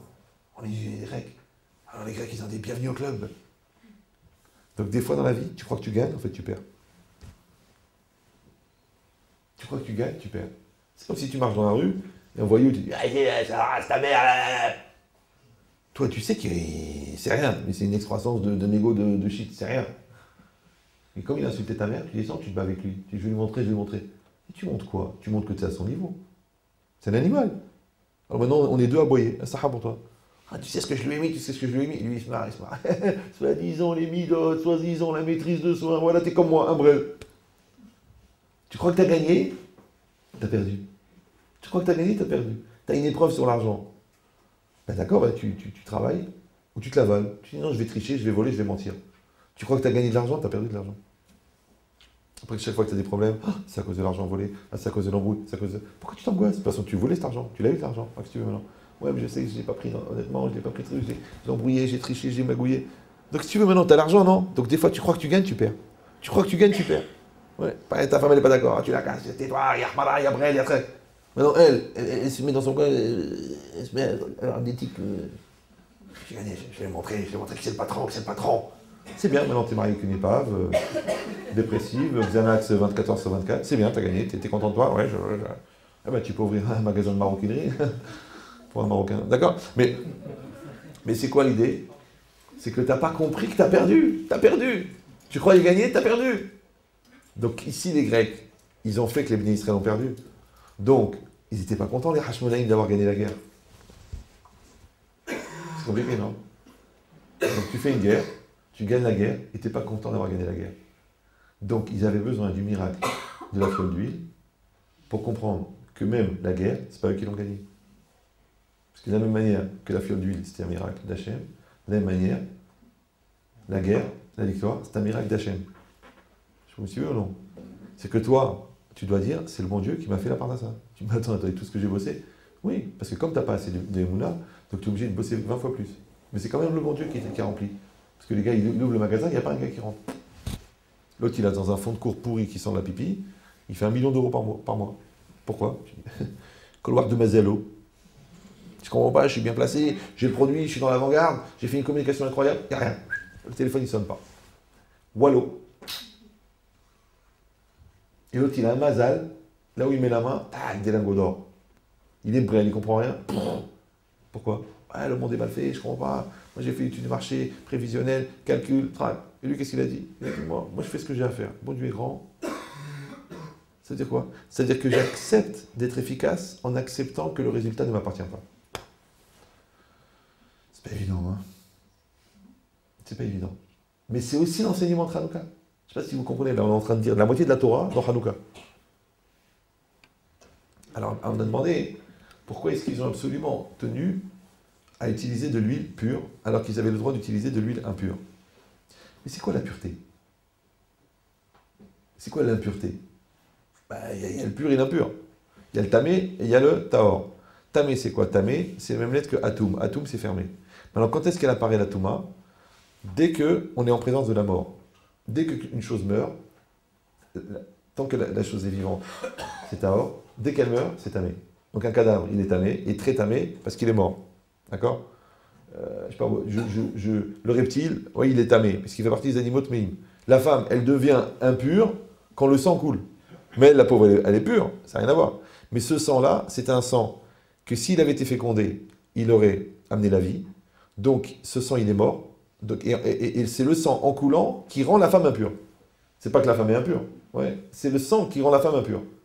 Donc maintenant, comme elle a été en contact entre guillemets avec un cadavre, donc elle est obligée d'obtendre 7 jours. 7 jours, c'est le temps qu'il faut pour créer le monde. Aller dans un mikvé qui représente la pollution fœtale de l'enfant à l'intérieur de l'eau pour ressortir pure, parce que l'impureté, elle est restée dans le mikvé, elle est sortie pure. Donc on refait un cycle de vie pour une personne qui était en contact avec la mort. Celui qui a fait de la shonara, il a tué 3 personnes. Celui qui parle, celui qui entend et celui qui... sur qui on parle. D'accord? Donc qu'est-ce qu'on fait? On lui dit tu vas être enfermé pendant 7 jours. Quand il est enfermé pendant 7 jours, il est enfermé pour que lui ne voit personne et pour que les autres ne le voient pas. Maintenant lui quand il est enfermé, il réfléchit. Comment ça se fait? Comment? Aujourd'hui il n'y a pas Metzora. Il n'y a pas. Oui, mais il y a la maladie. Quand quelqu'un est malade, ça sert à rien de parler avec tes copains, faire un groupe de travail. Il est seul avec sa maladie. C'est très rare que quelqu'un dise bon tu veux pas un petit bout de mon cancer? Non, chacun le sien. Donc tu es seul aux examens, tu es seul devant le docteur, tu es seul à attendre les résultats, tu es seul à subir la douleur, tu es seul. Donc au lieu de te mettre une barrière autour de toi, on l'a mis devant toi. Et toi tu réfléchis, et pourquoi, et comment, qu'est-ce que je peux faire, comment je peux m'améliorer, comment je peux changer. Donc comme le Metzora lui-même, il va retrouver la vie en se remettant en cause, toi tu vas retrouver la vie en te remettant en cause. Donc qu'est-ce qui se passe? La pureté en fin de compte c'est quoi? C'est l'état d'être de la vie. Et l'impureté c'est quoi? C'est l'état d'être de la mort. Maintenant, Dieu, il a créé le monde pour la vie. Ouais. Donc, quand toi, tu t'adresses au monde pour la vie, donc ça veut dire que tu cherches la pureté. Quand toi, tu cherches la mort, automatiquement, tu es impur. C'est pour ça qu'on dit que la faute rend impur. Parce que la faute, c'est le plus grand gaspillage de vie qui existe. Puisque Dieu, il a créé le monde pour la mitzvah. Donc, quand tu fais la Avera, tu vas au contraire de la raison de la création du monde, donc tu deviens impur. La Avera aussi, elle amène la pauvreté. Parce que la pauvreté, c'est les moyens qu'on te donne pour le but de la vie. Comme la vie, c'est le but, et que la bracha, c'est le moyen, donc en fautant, tu as renoncé au but, donc tu n'as plus les moyens pour accomplir le but, puisque de toute façon, tu ne t'intéresses plus au but. Vous avez compris comment ça marche? Ça, c'est le rationnel. Ça, c'est le rationnel qu'on a réussi à établir dans l'irrationnel. Après, il y a l'irrationnel de l'irrationnel. Mais ça, c'est déjà le rationnel de l'irrationnel. Pourquoi ils ont absolument voulu faire la mitzvah de la dlaka avec de l'huile pure? Ils n'avaient pas besoin. Alors, il faut comprendre une chose. C'est qu'il y a une différence entre faire durer quelque chose et faire exister quelque chose. C'est comme par exemple, à un moment, à Paris, à une certaine époque, la majorité des bouchers n'étaient pas cachers. Ils n'étaient pas cachers. On savait que le gars n'était pas Shomer Shabbat, on savait qu'il faisait rentrer du taref. Quand on a demandé au rabbin à l'époque du consistoire, il a dit mais comment ça se fait que vous laissez manger les gens taref? Il a dit il vaut mieux qu'ils mangent cachère, pas cachère, que d'aller manger chez le goy, pas cachère. Et un jour ça sera cachère. T'as compris l'idée ou non? Genre pour pas qu'il aille à la boucherie Bernard, il va continuer à aller chez Maurice. Mais Maurice, il se fait livrer par la boucherie Bernard. Mais c'est marqué cachère. Donc lui, il croit qu'il mange cachère. Donc maintenant, c'est quoi l'idée? C'est que des fois, tu dis, bon, il vaut mieux faire durer quelque chose de bancal que de fabriquer un scandale. Maintenant, c'est pareil maintenant. Les bénis Israël ici, ils n'ont pas voulu du bancal. Ils ont voulu du pur. Ouais. Parce que le bancal, c'est comme le Bediévet, c'est de la posteriori. Ça peut durer, mais ça construit rien. Ça fait rien. C'est comme les gens qui restent mariés, mais qui ne traitent jamais les problèmes de fond. Ils ont là, bon, ça va, ouais, ça va. Ah, mais là, ouais, c'est bon, je suis là. Et toi, t'as acheté ça, tu vas aller en vacances, vas-y. Tu vas pas chez ta mère, va passer chez ta mère. Tu veux pas que j'aille chez ma mère? Viens, on parle. T'as un problème avec l'argent? Bon, je trouve que je dépense trop, d'accord. Qu'est-ce que tu as grossi? D'accord. T'es mal dans ta peau. Bon, en ce moment, t'arrives pas, au niveau intime, t'arrives pas à assumer. Viens, on parle, c'est pas grave, moi je t'aime. Non, tu t'es nerveux, t'es vexé, t'es complexé. Arrête, je t'ai rien dit, moi. Ouais, t'as grossi, mais moi je t'aime comme ça, c'est pas grave, t'as pris 20 kilos, d'accord, c'est la grossesse, tu vas les perdre. Je t'ai jamais dit que t'étais moche. Ouais, mais moi je me sens moche, moi je suis pas bien avec mes copines. Mais c'est dommage, moi je t'aime, moi je suis bien avec toi. Ouais, qu'est-ce qu'on est en train de faire? On est en train de faire de l'impur. Quand on va passer au niveau de maturité, on fait du pur. Maintenant, l'impur peut faire exister la chose. On peut allumer avec de l'huile impure, ouais, mais on ne règle pas les problèmes. Et comment ça fonctionne? Maintenant, eux, ils voulaient de l'huile pure. Pourquoi? Parce que qu'est-ce qu'ils voulaient? Ils voulaient un miracle. Ils voulaient provoquer un miracle. On a demandé la question, on a dit, mais comment ça se fait qu'ils ont allumé et ensuite ils ont été fabriquer l'huile? Ils auraient dû fabriquer l'huile et ensuite allumer. Et on avait demandé, mais pourquoi est-ce qu'ils ont voulu faire cette mitzvah de la menorah? Il y avait plein de mitzvot à faire dans le Beth Amikdash avant de faire cette mitzvah-là. Ils répondent une chose extraordinaire. Il dit en vérité, dans le Beth Amikdash, à l'époque où il était en bon état, il y avait un miracle qui se passait. C'est là la Gemara Shabbat d'Afkavet Amoudbet. Elle dit, Ner Amaravi, le ner qui était à l'ouest, il restait allumé toute l'année. Alors, il y en a qui disent qu'il restait allumé, il ne s'éteignait jamais. Il y en a qui disent que normalement, il aurait dû être éteint dans la nuit, il continuait à brûler jusqu'au lendemain, que quand le Kohen y venait pour nettoyer et rallumer, il était encore allumé. Il y en a qui disent non, il n'avait même pas besoin de remettre de l'huile, il restait allumé. Alors elle dit pourquoi il y avait ce miracle qui restait allumé? Alors la Gemara elle dit pourquoi? Parce que Edut Ibe Israël, chez Shrina Shrona Benehem. C'était un témoignage, ouais, que la Shekhinah, la présence divine, elle continue à régner en Israël. Donc ça veut dire que c'est comme je sais pas, c'est comme quand le voyant lumineux il est allumé. Donc ça veut dire que l'appareil marche. Ouais. Et bien le voyant lumineux qui témoigne de la présence de Dieu en Israël, c'était le Ner Amaravi qui restait allumé. Maintenant le temple a été détruit. Ils ont bien compris qu'ils ont fait des avérotes, ils ont bien compris qu'ils avaient fait des grosses erreurs, et que maintenant le temple a été détruit. Et le temple a été détruit, et les Grecs ils sont rentrés, ils ont rendu impur, ils ont rentré des prostituées dans le Saint des Saints, ils ont mis des idoles. Ils ont fait leurs besoins sur les murs. Ils ont pourri complètement le Beth Amikdash. Maintenant, les Chashmonaïm, ils ont gagné. Quand ils ont gagné, maintenant, ils ont un problème. On a dit, c'est de savoir, est-ce que la guerre qu'ils ont gagnée, c'était une victoire ou c'était une défaite? Maintenant, puisqu'en gagnant la guerre, ils sont devenus grecs, ils ont un problème. Donc, ils ont besoin d'un test pour vérifier, est-ce que Akadosh Baruch Hu, il est d'accord avec leurs actions. D'accord? Maintenant, quand Yaakov, quand Yitzhak, il a amené Rivka. Ouais. Pourquoi il était content quand elle est rentrée dans la tente? Parce que le miracle qui se passait avec Sarah, il s'est passé avec Rivka. Ouais. Que la lumière, parce que la lumière, elle restait allumée quand elle allumait les nérotes. Sarah est restée allumée toute la semaine. Ouais. Exactement pareil que le Ner Amaravi. Donc ça veut dire que la menorah qui est de Shabbat chez la femme, ça représente la menorah qu'il y avait dans le Beth Amikdash. Donc du coup, le Beth Amikdash, c'est la maison. C'est pour ça que la maison, elle s'appelle Mikdash Me'at. C'est un petit temple. Il y a les Shulchan, il y a les Ketoret, il y a l'odeur de la Pkaïla, c'est les Ketoret. D'accord? Il y a la Menorah, exactement les mêmes éléments. Maintenant, eux, ils ont voulu, qu'est-ce qu'ils ont voulu? C'est pas qu'ils ont allumé, et au fur et à mesure, ils ont constaté que le miracle durait. Ouais. C'est qu'en fait, ils ont allumé pour provoquer le miracle, parce qu'ils avaient besoin d'une preuve comme quoi Hachem est d'accord avec ce qu'ils ont fait. D'accord? Donc, mais pour qu'un miracle il arrive, ça ne marche pas avec de l'huile impure. Je ne sais pas si vous me suivez. Ça ne marche pas avec de l'huile impure. Et si quelqu'un va dire, bah c'est pas évident, on n'a pas toujours de l'huile pure. Une fois j'étais avec un rave, c'était dans un gala déjà. Et lui il est venu dans ce gala, mais c'était pas son gala, c'était invité là-bas. Il m'a dit, écoute Eria, tu connais des donateurs? Je dis, bah si vous voulez, il y a ce monsieur, on peut lui demander. Il m'a demandé, il dit, mais excuse-moi, il est chômeur Shabbat? Je dis non. Il m'a dit, laisse tomber, c'est pas la peine. Je dis, vous avez besoin pour la yeshiva? Il m'a dit, oui, mais ce que je fais, c'est spécial. J'ai des bachourim qui sont très très loin, qui ont pété un câble, qui sont religieux, qui ont vraiment craqué, et moi je les récupère. Et c'est tellement un miracle de récupérer un enfant religieux qui a pété un câble, que ça ne marchera pas avec l'argent qui n'est pas caché.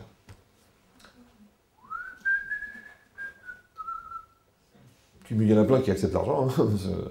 C'est rare que quand tu fais un don, le gars il dit Shomer Shabbat, Shomer Nida. Non, vous gardez votre argent. C'est rare. À côté, c'est bien, comme ça, grâce à Dieu, on a à qui donner. À qui on donnerait. Ouais. D'un autre côté, lui, il refusait ça. Moi, au début, j'ai dit, mais pour qui il se prend, lui? Attends, c'est déjà bien qu'il te donne, non? Le type, tu lui demandes, il te donne 5 000 €, ça va, tu dis merci, tu te tais. Et tu dis merci, tu fais un cerfeuil, tu lui fais une plaque en or sur le... Il dit non, c'est pas la peine, ne lui demande pas. C'est-à-dire quoi? Il sait ce qu'il produit, il sait ce qu'il se développe, il sait ce qu'il a besoin comme matériaux. C'est comme si toi, tu as du métal de mauvaise qualité, et tu vas chez, je sais pas moi, Aston Martin ou BM, tu leur dis, tiens, j'ai de l'acier pas cher. Il dit non, nous, on peut pas. On garantit nos voitures 40 ans, il nous faut de l'acier suédois première qualité. Je t'en prie, allez, je t'en prie, mais au contraire, elle tombe en panne. Il va revenir en acheter une autre. Je peux pas, c'est une garantie. Donc maintenant, la garantie, la perpétuité, c'est la pureté. La garantie, c'est la pureté. Maintenant, cette pureté-là, c'est elle qui génère le miracle. Ça veut dire que l'impureté peut faire continuer un système, mais ne génère pas de miracle. Je ne sais pas si vous comprenez. Mais ça peut durer. Mais il n'y a pas de miracle. C'est ça que la Gemara, elle dit, comment ça se fait que les générations d'avant avaient des miracles, et nous n'avons pas de miracle? Vous connaissez cette Gemara, non? C'est une Gemara incroyable. Il dit, comment ça se fait que les générations d'avant, il arrivait des miracles, et nous, il ne nous arrive pas des miracles? Maintenant, si vous êtes dans le contexte de la Gemara, c'est qui parle? C'est des rabbanim de la Gemara. Les rabbanim de la Gemara sont des Amoraïm. Les rabbanim d'avant, c'est les Tanaïm, c'est de la Mishnah. Maintenant, les rabbanim de la Mishnah, c'est Rabbi Akiba, c'est Rabbi Tarfon, c'est Rabbi Shimon Bar Yochai. Les rabbanim de la Gemara, c'est Rabbi Yochanan ben Zakkai, c'est Resh Lakish, c'est des tueurs. Maintenant, le plus petit des élèves des Amoraïm, il était capable de faire revivre les morts. Mais il dit, mais comment ça se fait que les générations d'avant, ils avaient des miracles, et nous, on n'a pas de miracle? Si eux, ils n'ont pas de miracle, alors nous, Hamorim, ben Hamorim, alors on a quoi, nous? C'est incroyable, non? Alors, la Gemara, elle répond, elle dit pourquoi? Elle dit, tu sais pourquoi est-ce que les générations d'avant, elles avaient des miracles? Des masra nafshayou la shamaim. Parce qu'ils se sont sacrifiés pour Hachem, pour le ciel. D'accord? Maintenant, la question, pourquoi la Messirut Nefesh provoque le miracle? Je dis, bah c'est normal, c'est Messirut Nefesh, Messirut Nefesh. Non, mais tu as le droit de réfléchir, le cerveau, c'est pas une option. Ouais. Donc pourquoi le sacrifice provoque le miracle? Alors je vous dis le secret. La personne est faite en 3 parties. La neshama, le nefesh et le corps. Le corps, c'est de la viande, plus ou moins organisée de manière harmonieuse selon le lifting. La neshama, elle est divine, donc elle est infinie. Et au milieu, il y a le nefesh. Et le nefesh, lui, c'est comme une espèce de curseur qui va entre le nes de la neshama et le teva du corps. Nes ve teva. Ouais, tu te rapproches de ton corps, tu deviens un animal, tu te rapproches de ta neshama, tu deviens un ange. C'est un curseur. C'est ça que c'est marqué dans le rêve de Yaakov, qu'il a rêvé d'une échelle. Ve malachim olim ve yordimbo. Il y a des anges qui montaient et qui descendaient. Maintenant, il y a 1 million d'explications, de commentaires sur ce. Mais je vous donne une explication simple. C'est quoi les anges qui montent et qui descendent? Chaque parole, chaque acte, chaque pensée d'un juif, elle crée des anges. Maintenant, il y a des anges positifs, qui s'appellent des pulsions de faire des mitzvot, et malheureusement, il y a des pulsions négatives aussi, de faire des grosses avérotes. Maintenant, les pulsions qui montent, les anges qui montent, c'est les pulsions positives. Tu dis, je vais étudier la Torah, je vais m'asseoir, je vais faire une tzedaka, je vais éduquer l'enfant. Mais les pulsions négatives, je vais tricher, je vais voler, je vais mentir, je vais tromper ma femme, ça, c'est les anges qui descendent. Malachim, olim, veyordim. Maintenant, c'est la même personne qui a des pulsions comme ça, des pulsions comme ça. Et toi, ta mitzvah, toi, c'est quoi? C'est de régler le curseur. À un moment, un jour, tu vas décider, non? Jusqu'à quand tu vas craquer sur le décolleté de la voisine? Jusqu'à quand? Tu vas tourner la tête sur la mini-jupe? Jusqu'à quand? Je dis, mais je peux pas, mais c'est un réflexe, je fais pas exprès, c'est une tendance. Ouais. Non, c'est le contraire. C'est que tu n'as pas encore assez mis de Torah, tu n'as pas encore assez ingéré de pureté, tu n'as pas encore assez d'ambition de Kedusha pour que la chose, elle ne rentre même pas dans ta sphère. C'est-à-dire que elle va passer la mini-jupe, tu ne vas même pas la voir. Je peux pas, elle est à côté. Tu sais, c'est les deux copains. L'autre il dit, ah, t'as vu la fille, comment elle est, t'as vu le canon? Et l'autre il se tourne la tête pour la regarder, il y a un bus qui passe devant. Il n'a pas vu. Il n'a pas vu. L'autre il a vu, il n'a pas vu. Donc toi, tu l'as vu parce que tu veux la voir. Ou toi, tu l'as vu parce que tu dois la voir. Si tu dois la voir, ça veut dire qu'elle fait partie de ton champ de vision. C'est quoi ton champ de vision? C'est pas ce que tu perçois avec tes yeux, c'est ce que tu projettes avec ton cœur. Parce que vélo, tatoro, achare, levafrem, vachare, einechem. Donc tu as vu quelque chose qui te ressemble. L'autre il voit pas. Il voit pas. Il n'arrive pas. Il veut pas. Il y a pas. Il étudie, il cherche la pureté, il cherche à s'élever. Et il dit, je comprends pas, c'est une ville de Kedusha ici. Comment une ville de Kedusha? Mais il y a la plage et tout. Il n'avait jamais vu une fille mal habillée de sa vie. Et l'autre, toute la journée en train de collecter des vidéos HD 7 milliards de pixels. Pourquoi? Parce que cette recherche-là de pureté, oui, et c'est ce qui est marqué, ils ont voulu avoir de l'huile pure avec le tampon du Kohen Gadol. Ils ont dit, on veut amener le shochet qui va venir de là-bas pour faire la shrita. Mais pourquoi? C'est pas la peine, on a un shochet. Il y a une ville, je vous dirai pas où c'est.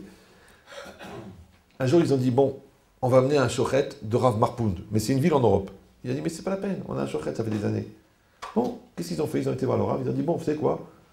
C'est vrai, vous avez raison, on a un shochet. Ils ont dit, bon, viens, on va prendre le mashgiach, on va aller voir l'abattoir, comment ça se passe la shrita.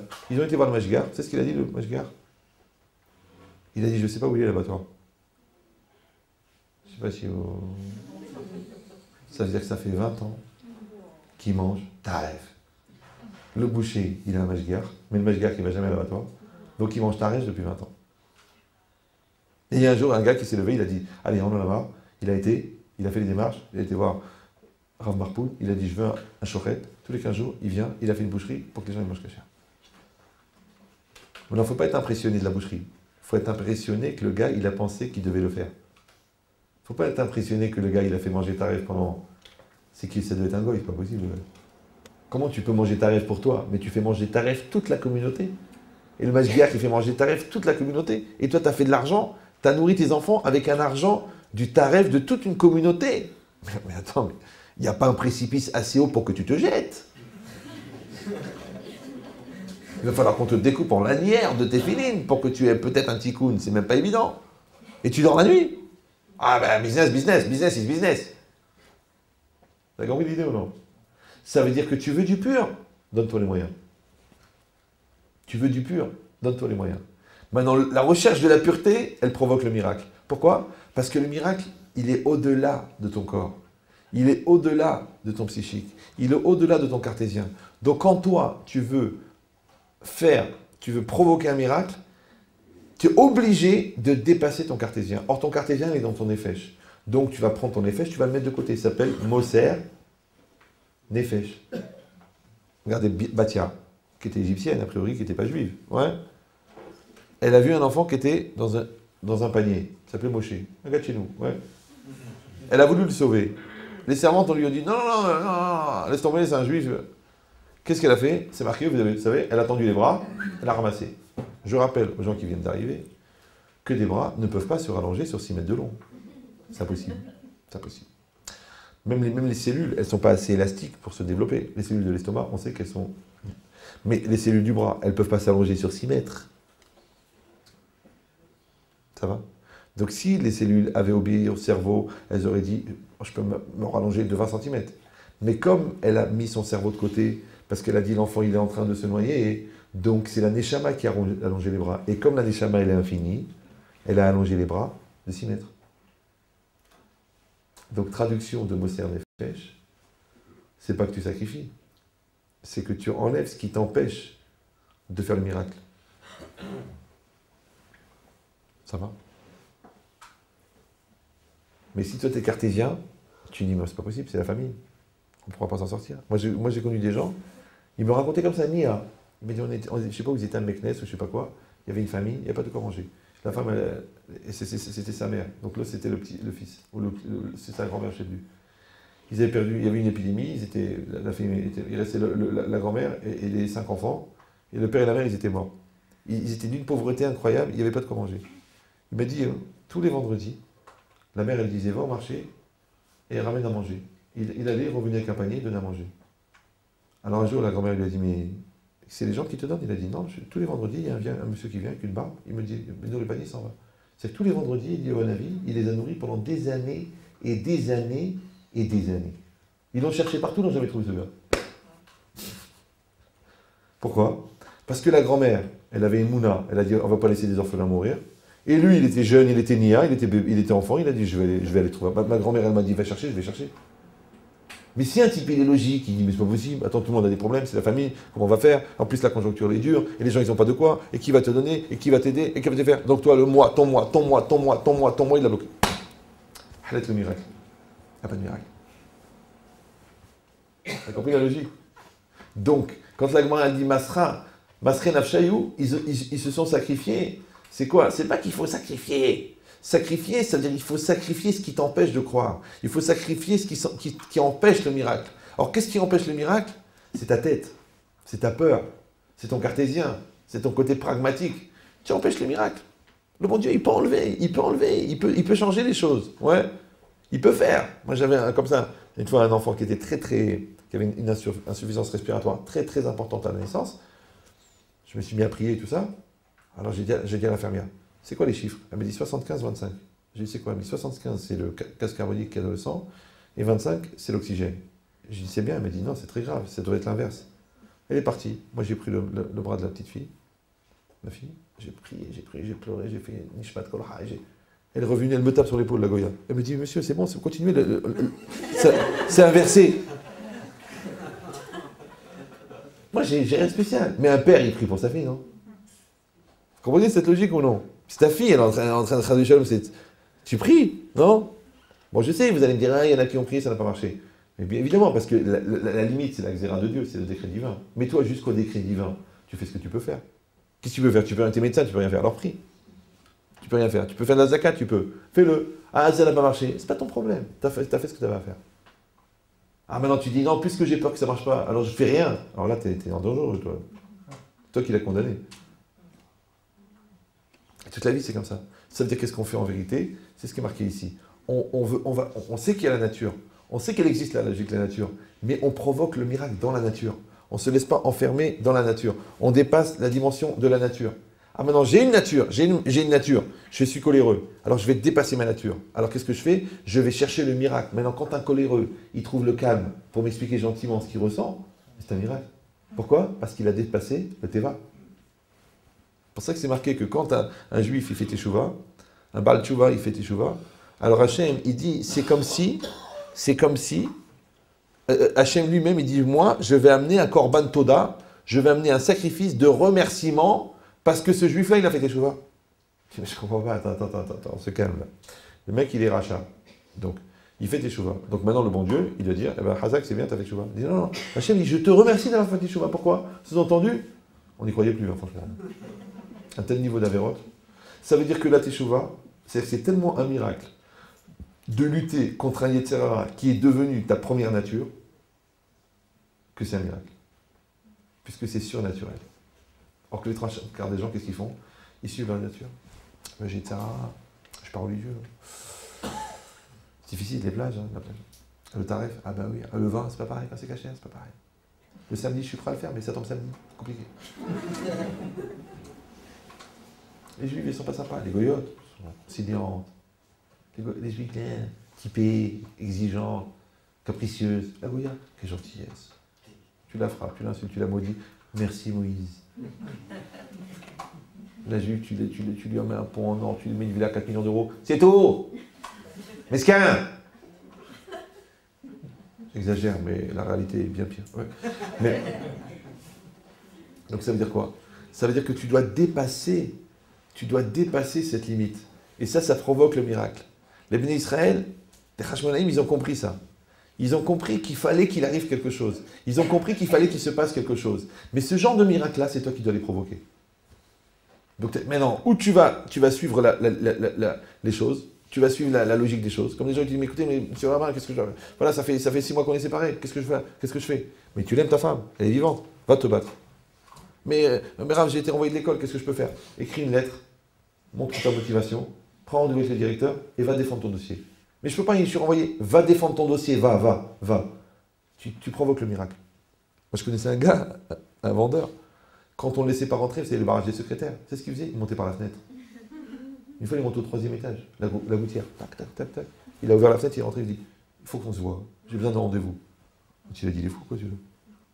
Un copain, moi, il n'y a pas très longtemps, il y avait un très gros problème avec son école, ici en Israël. Hein. Vous savez ce qu'il a fait, le gars? Il a été voir le représentant de la réchette de, je sais pas quoi, de Chinour, d'Erteleb. Il a été, il a été comme ça, il a dit, j'ai rendez-vous. Il a dit, mais vous êtes qui, vous? Là-bas, je ne peux pas rentrer. Il a dit, je suis manager, genre responsable du groupe de Chinour religieux, de tous les trucs d'Ashdod. Les mecs, ils ont dit, bon, ça doit être un grand responsable. Ils ont appelé le président, ils ont appelé le rav responsable de la réchette Chinour Badada. Le gars, il est venu. Alors, il a eu honte de dire qu'il n'a pas rendez-vous. Alors, il a dit, oui, sûrement vous avez rendez-vous. Donc, ils sont assis comme ça. Il dit, bon, qui vous êtes? L'autre, il a dit, écoutez, je vous dis la vérité. Je suis rien du tout, je suis un parent d'élève. Mais j'ai vu que les professeurs ne sont plus payés. C'est pas normal. Voilà, je me suis venu me battre pour les professeurs. Le mec, il était tellement touché, il a dit, on va faire quelque chose. Donc, un type normal, il dit, attends, je suis qui? Moi, je suis rien. Je rends compte de la hiérarchie, quoi. Il y a la commission, sous-commission, le dépôt de dossiers. Non, il a dit, je casse tout. Vous avez compris ou non? Je casse tout. Mais c'est vous tenez fèche. Tu n'es pas obligé de le faire. C'est vrai. Mais tu peux le faire, à une condition. C'est que l'huile, elle soit pure. S'il y a un petit peu d'orgueil, un petit peu de lourdeur, un petit peu du regard des autres, un petit peu, je vais leur prouver de quoi je suis capable, c'est mort, ça ne marchera pas. Parce que tu as pris de l'huile impure, ça ne marche pas. Après, tu dis, ouais, pourtant j'ai essayé. Hein. Non, déjà tu rentres et tu regardes, est-ce qu'on te regarde? Après, tu appelles 4 copains et tu dis, tu sais ce que je vais faire? Alors, quoi, tu es en train de te faire une campagne de communication ou quoi? Vas-y, tu veux le faire, tu penses que c'est bien, vas-y, fais-le. Tu as compris comment ça marche? Mais il faut que tu prennes de l'huile qui porte le tampon du Kohen Gadol. On a demandé, mais est-ce que le Kohen Gadol, il n'a rien à foutre toute la journée de mettre des tampons sur les bouteilles? Oui. C'est qui le Kohen Gadol? Il s'appelait Matatyahu ben Yohanan. Oui. Il dit, comment ça se fait? Il demande le Péritrak, le Péritzadik. Ça vous dit quelque chose? Non? Bon, Michael Jackson? On n'a pas les mêmes références. Donc, il demande, comment ça se fait que dans Alanissim, on dit, quand on dit Alanissim, on dit Alanissim, après, on dit Ben Matatyahu Ben Yochanan. D'accord? Beyemé Matatyahu Ben Yochanan. Mais pour Purim, on dit Alanissim, on dit Beyemé Mordechai. On ne dit pas Beyemé Mordechai, fils de. Pourquoi? Comment ça se fait que pour Hanouka, on explique que c'est Matatyahu Ben Yochanan, et pas pour Purim? Il donne une explication incroyable. Hein? Oui. D'accord, mais on aurait pu dire Matatyahu Kohen Gadol. Pourquoi on a dit Matatyahu Ben Yohanan? Voilà. Et alors que Mordechai, on aurait pu dire Mordechai Ben Benyamin Ben, comme c'est marqué dans la Megillah. Il dit une chose incroyable. Il dit le nom, c'est la Ma'out, c'est la définition. Comme H2O, c'est la définition de l'eau. Ouais. Matatyahu, ça s'écrit Matat, Yahu, Yud Kevav. C'est 3 lettres du nom divin. Yochanan, c'est Yud Vav. C'est 2 lettres du nom divin. Yochanan. Hanan, c'est quoi? Celui qui prodigue. Atahonen, celui qui donne. Matat, c'est quoi? Celui qui donne. Donc ça veut dire quoi, Matatyahu ben Yochanan? C'est Dieu donne, fils de Dieu prodigue. Ça va? Maintenant, le Kohen, c'est quoi le Kohen? Le Kohen, c'est celui qui fait le lien entre Dieu et l'homme. Nous, on ne peut pas amener des corbanotes directement, c'est assourd. Nous, qu'est-ce qu'on fait? On amène le korban, éventuellement on fait la shrita, c'est caché par un hasard, un profane, et après le Kohen, il va faire le reste. Donc le Kohen, il fait quoi? Il fait le lien entre Hachem et le fauteur, ou le Ben Israël. Moi, je ne peux pas aller directement. Maintenant, donc c'est comme l'intermédiaire. Maintenant, qui c'est qui fait ça? Le Kohen. Le Kohen, c'est qui? C'est descendant de Aaron. Aaron, il était quoi? Rodef? Shalom. D'accord? Maintenant, c'est quoi le Shalom? C'est de faire le lien entre des antipodes. C'est de faire le lien entre les gens qui ne s'entendent plus. C'est de faire le lien entre la guerre. Qui c'est qui va faire le lien? Quelqu'un qui n'est ni pour l'un, ni pour l'autre. C'est le Kohen. C'est l'intermédiaire. Maintenant, l'intermédiaire, lui, il peut entendre. Ouais, et il peut entendre d'un côté, il peut entendre de l'autre, parce qu'il est objectif, et de l'un et de l'autre. Deuxièmement, tu ne peux pas t'engueuler avec l'intermédiaire, parce que c'est pas lui le bal marloquette. T'as rien avec lui, tu vois. Ouais, attends, excuse-moi, moi je suis là pour vous aider, qu'est-ce que tu veux maintenant? Oui, ben voilà, ça s'est passé comme ça s'est passé comme ça. Ah, c'est vraiment ça? Ouais, d'accord. Et toi? Ah, ben voilà, ça s'est passé comme ça s'est passé comme ça. Ah, ouais, ça s'est passé comme ça. Tiens, on va superposer les deux calques, et on voit que l'histoire n'est pas la même. Question intéressante, vivez-vous dans la même maison? Il te raconte la même histoire, l'homme et la femme. La même histoire, la même date, le même jour, deux histoires. Ah, mais de toute façon, c'est son opinion contre la mienne. Non, mais attendez, d'abord que les faits soient les mêmes, d'abord. C'est-à-dire que le taux de déformation du Yetzirah, il est tellement grand qu'ils n'ont même pas vécu la même histoire. Donc le taux d'interprétation, il est différent à cause du Yetzirah. Le taux de sensibilité, il est différent à cause du Yetzirah. Donc en fin de compte, c'est pas deux personnes qui s'engueulent, c'est deux Yetzirah. Qu'est-ce qu'il fait le Kohen? Il va dire la bonne volonté de l'un et la bonne volonté d'Hachem. Maintenant, Hachem, il veut que l'homme il fasse teshuva. Et l'homme, au fond, il veut faire teshuva. Il veut, l'homme, au fond, de faire, même s'il dit j'en ai rien à faire, j'en ai rien à foutre, laisse-moi tranquille avec ta Torah, c'est des bêtises, c'est l'opium du peuple, tu vas le voir, tu dis écoute, tu manges pas cachère? Non. Tu fais pas Shabbat? Non. Tu manges à Kippour? Ouais. Écoute, voilà, j'ai une veuve, 6 enfants, elle vient de perdre son mari dans un attentat en Israël, 30 000 €, pas de problème, vas-y, passe au bureau. Pas le mec qui mange ta rêve. Il dit non, ça c'est spécial. Il a une neshama, le gars, c'est impossible. Un type normal, il dit écoute, tu sais quoi? Elle n'a pas de quoi nourrir ses enfants, qu'elle les tue. Il ne veut pas. Il ne veut pas chez un Shabbat, mais il va donner 30 000 €. Après, tu essaies de faire un business avec lui, tu dis baisse-moi d'un centime sur 100 000 pièces, tu dis non, zéro. Tu dis je comprends pas, tu viens de donner 30 000, ça n'a rien à voir. Ça c'est la zaka, ça c'est le business. C'est bizarre, non? Oui, il a une neshama. C'est pareil ici. Le Kohen, qu'est-ce qu'il fait? Il va prendre le positif de ce côté, il va prendre évidemment le positif de ce côté, il va faire le lien. C'est ça Rodef Shalom, c'est ça le Shalom. Shalom, c'est quoi? C'est Shalem. D'accord? Maintenant, la seule manière d'être Shalem, c'est de lutter contre ce qui nous rend pas Shalem, manquant. Maintenant, Hachem, il est Shalom, il s'appelle Shalom. Maintenant, l'homme, il n'est pas Shalem. Donc, quand un homme, il maîtrise ce qui le rend Chasser, il devient Shalem. Maintenant, quand moi, je dépasse ce qui est Chasser chez moi, je peux retrouver la Shlemut. Donc, qui c'est le Chasser? C'est l'Yitzhara. L'Yitzhara, il s'appelle Chasser. L'Avera, il s'appelle Chisaron. Et le Geinam, il s'appelle Olam HaChisaron. T'as compris la logique? C'est-à-dire que quand je maîtrise mon manque, et quand j'arrête de créer des choses qui sont en eux-mêmes un manque, donc je ne vais pas hériter d'un endroit où on subit le manque. Par contre, si toute ma vie j'essaie de combler un manque, et qu'à cause d'essayer de combler le manque, je vis des choses qui sont complètement des manques, parce que je crois que parce que j'ai encore ça, et encore la meilleure maison, et encore ça, et encore ce nouvel appareil, encore, en fin de compte, j'ai créé des manques. Et c'est la clé de la société. La société, elle est faite pour qu'on on ait des manques, et ces manques-là, ils font le moteur de l'économie. Il y a déjà 7 milliards qui vont faire marcher l'économie. Qu'est-ce que toi, tu as besoin, toi? Toi, va combler tes manques spirituels, parce que les manques matériels, il y a déjà des gens qui s'en occupent. Non, toi, tu veux être encore plus grand manque, plus grand manquant que le goy. Je vais montrer au goy la nouvelle tendance du manque. La consommation maximum. Ouais. Mais tu n'as pas compris. Quand tu combles au niveau matériel, tu manques au niveau spirituel. Et tu le vois bien. La preuve, c'est que quand tu as eu toute la matérialité, tu te sens vide. Comment ça se fait que tu te sens vide? Tu dois être plein avec tout ce que tu as eu. Après, tu vas passer le Shabbat chez le Rav. Le Rav, il te sert 2 halot, un petit poisson. Tu te dis, oh, quel Shabbat on a passé. Quelle puissance, quelle force. Oh, je me sens bien. Il n'y avait rien à bouffer. Toi, tu fais venir les gâteaux de Contigny chaque semaine en avion. Et il y a une amma à la maison, la mort. Et l'autre, il t'a ouvert le paquet élite. Tu dis, oh, quelle shahina, quelle ambiance. Pourquoi? Parce que ça, c'est plein, ça, c'est vide. Ça, c'est plein, ça, c'est... Moi, je connais des gens, ils font livrer des gâteaux de Contigny. Ça veut dire que la bêtise continue. Jusqu'où elle va continuer? Ouais. Et tu dis, mais c'est bon, c'est différent, c'est pas le même goût. C'est dommage, pourquoi tu as fait la liasse? Il fallait rester en face de Contigny. Tu manges Contigny. Pourquoi tu as changé de continent? D'accord. Donc c'est ici la logique. Qu'en fait, il fallait un Kohen Gadol. C'était pas possible autrement que par un Kohen Gadol. C'est pour ça que c'est le Kohen Gadol qui a fait la victoire. Et c'est le Kohen Gadol, c'est l'huile qui est marquée du tampon du Kohen Gadol. Ça veut dire quoi? Parce que le Kohen Gadol, lui, il sait très bien que tout ça, ça provient d'Akadosh Baruch Hu.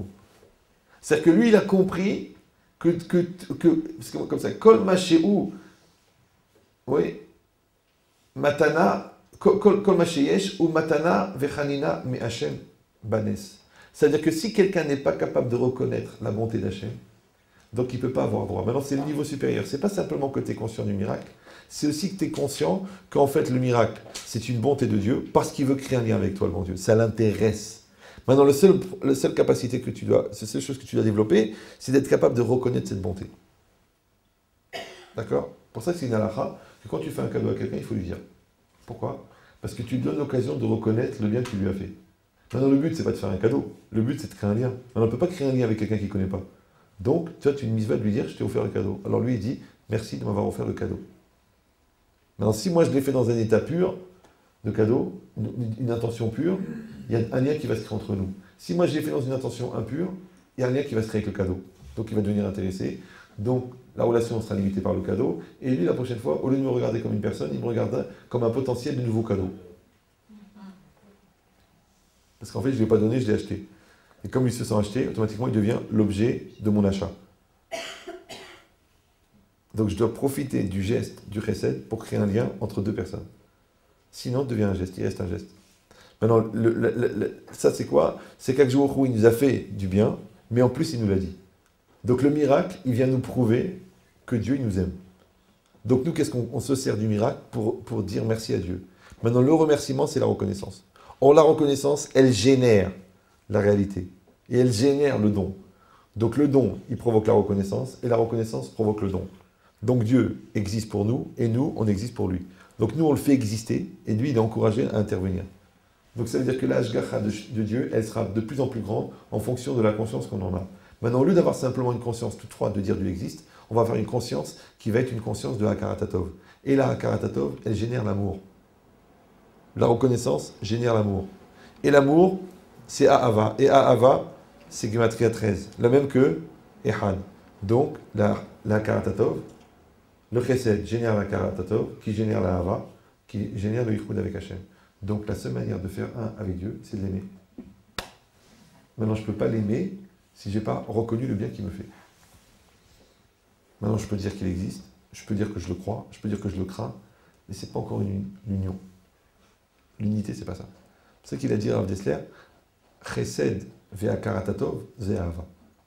L'amour et la reconnaissance, c'est ça. Non, la bonté et la reconnaissance, c'est l'amour. Non, c'est pas le cadeau et le fait que je l'ai reçu. C'est l'intention que j'avais de donner et toi, l'intention que tu as de remercier. Maintenant, si moi je sais donner avec mon cœur et toi tu sais dire merci avec ton cœur, donc nos deux cœurs vont se relier. Alors, si toi tu sais donner avec ton corps, je vais te rendre avec le corps. Après tu dis le corps a changé, les cadeaux baissent de niveau. Parce que c'était corps à corps. Ouais. Alors que si quelqu'un dit mais non, moi je vais utiliser la matérialité pour créer un lien intérieur. Je vais utiliser le Shabbat pour créer un lien avec la famille. Je vais créer la salade cuite, je vais fabriquer la salade cuite pour donner une importance au Shabbat. Donc je ne vais pas manger la salade cuite le mardi après-midi. Parce que je veux que tu sentes le goût du Shabbat. Ouais. Je ne vais pas manger le msouki à Hanouka. Parce que je veux que quand tu rentres dans la cuisine, tu dis c'est Pessah. On a créé des réflexes conditionnés. Ouais. Donc qu'est-ce que tu fais en vérité? Tu crées des situations dans le but de créer un climat. C'est pareil. Dans une maison, quand tu mets de l'amour, de la stabilité, de la gentillesse, de la douceur, du calme, de la sérénité, de l'équilibre, de la justice, en vérité, on s'en fout de la justice, de l'équilibre, on s'en fiche. Mais ça crée des gens normaux. Tu mets des crises, de l'hystérie, des nerfs, de la méchanceté, de l'instabilité, tu crées des fous. Après, tu dis, mais je comprends pas, qu'est-ce qu'il leur manquait? Qu'est-ce qu'il leur manquait? Je t'en prie, qu'est-ce qu'il leur manquait? Il leur manquait la normalité. Donc qu'est-ce que tu regardes? Tu ne regardes pas le Teva que tu as créé, tu regardes le Nes que tu as provoqué grâce au Teva que tu as mis en place. D'accord? Mais ce Teva-là, encore une fois, il va falloir bien l'analyser pour être certain qu'il est pur. À quoi tu penses quand tu parles?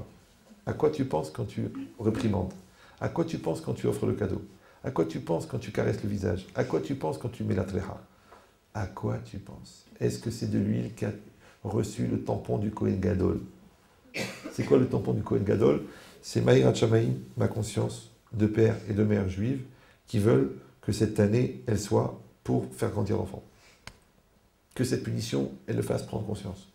Que ce langage, il rentre dans son cœur. Ça s'appelle que ce que tu as dit, ça portait le tampon du Kohen Gadol. Ce que tu as fait, ça portait le tampon du Kohen Gadol. Tu as fait une tzedaka, ça sera pour toi. Comment tu l'as fait? Pour frimer, pour te faire remarquer, pour avoir une plaque, pour que le rabbin il se sente redevable, pour lui acheter une bracha. Pourquoi tu l'as fait? Est-ce que ta tzedaka, elle porte le tampon du Kohen Gadol? Monsieur ou non?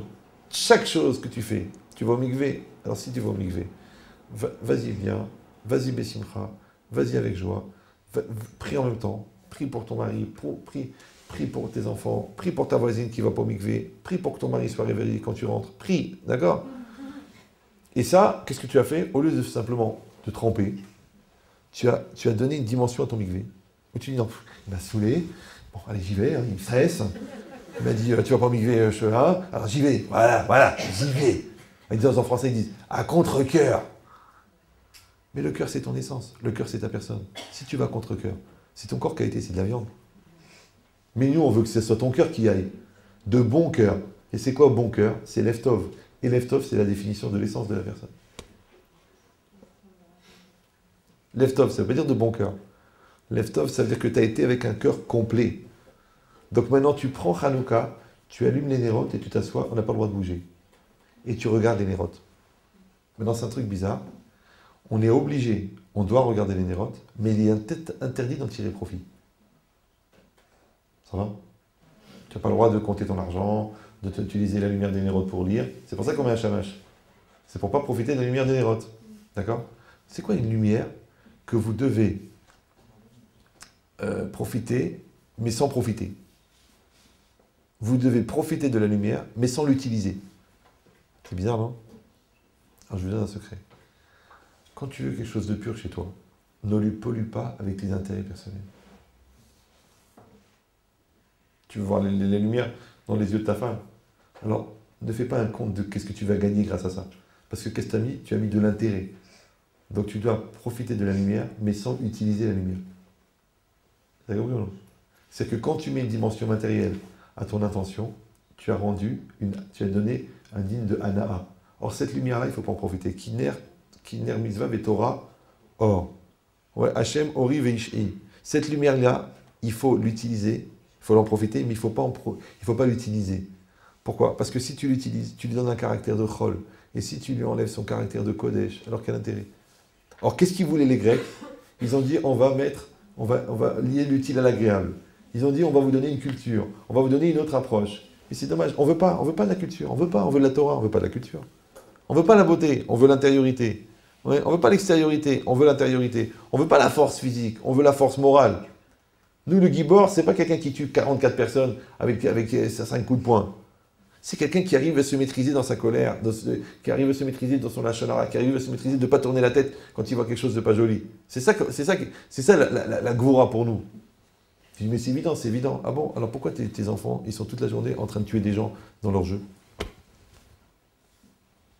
Que les goïms, ils ont découvert que les jeux, ils font une déformation du cerveau qui crée des réflexes criminels chez les personnes qui les regardent de manière régulière. C'est que les mecs qui rentrent dans un lycée, ils tuent la moitié. Tout le monde dit, mais c'est quelqu'un de normal. Hein, il a acheté un fusil, il est rentré, il a tué tout le monde.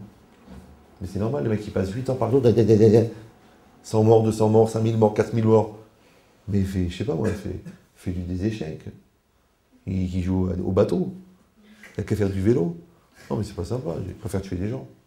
Mais c'est bizarre, mais l'idée de dire, mon fils, il joue à tuer des gens. Choisis tes armes, choisis ton truc, passe la 3e étape, tu as le droit de tuer 3000 mecs, tu as tué 5000 mecs. C'est bizarre comme jeu.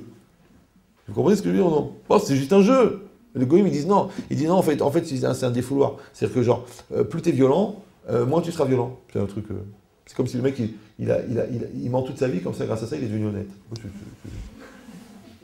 C'est une façon de penser. Genre, tu as démystifié. Tu regardes toutes les vidéos dégueulasses du monde, comme ça, après, tu as des pensées pures. On a vu que ça marche. On a vu.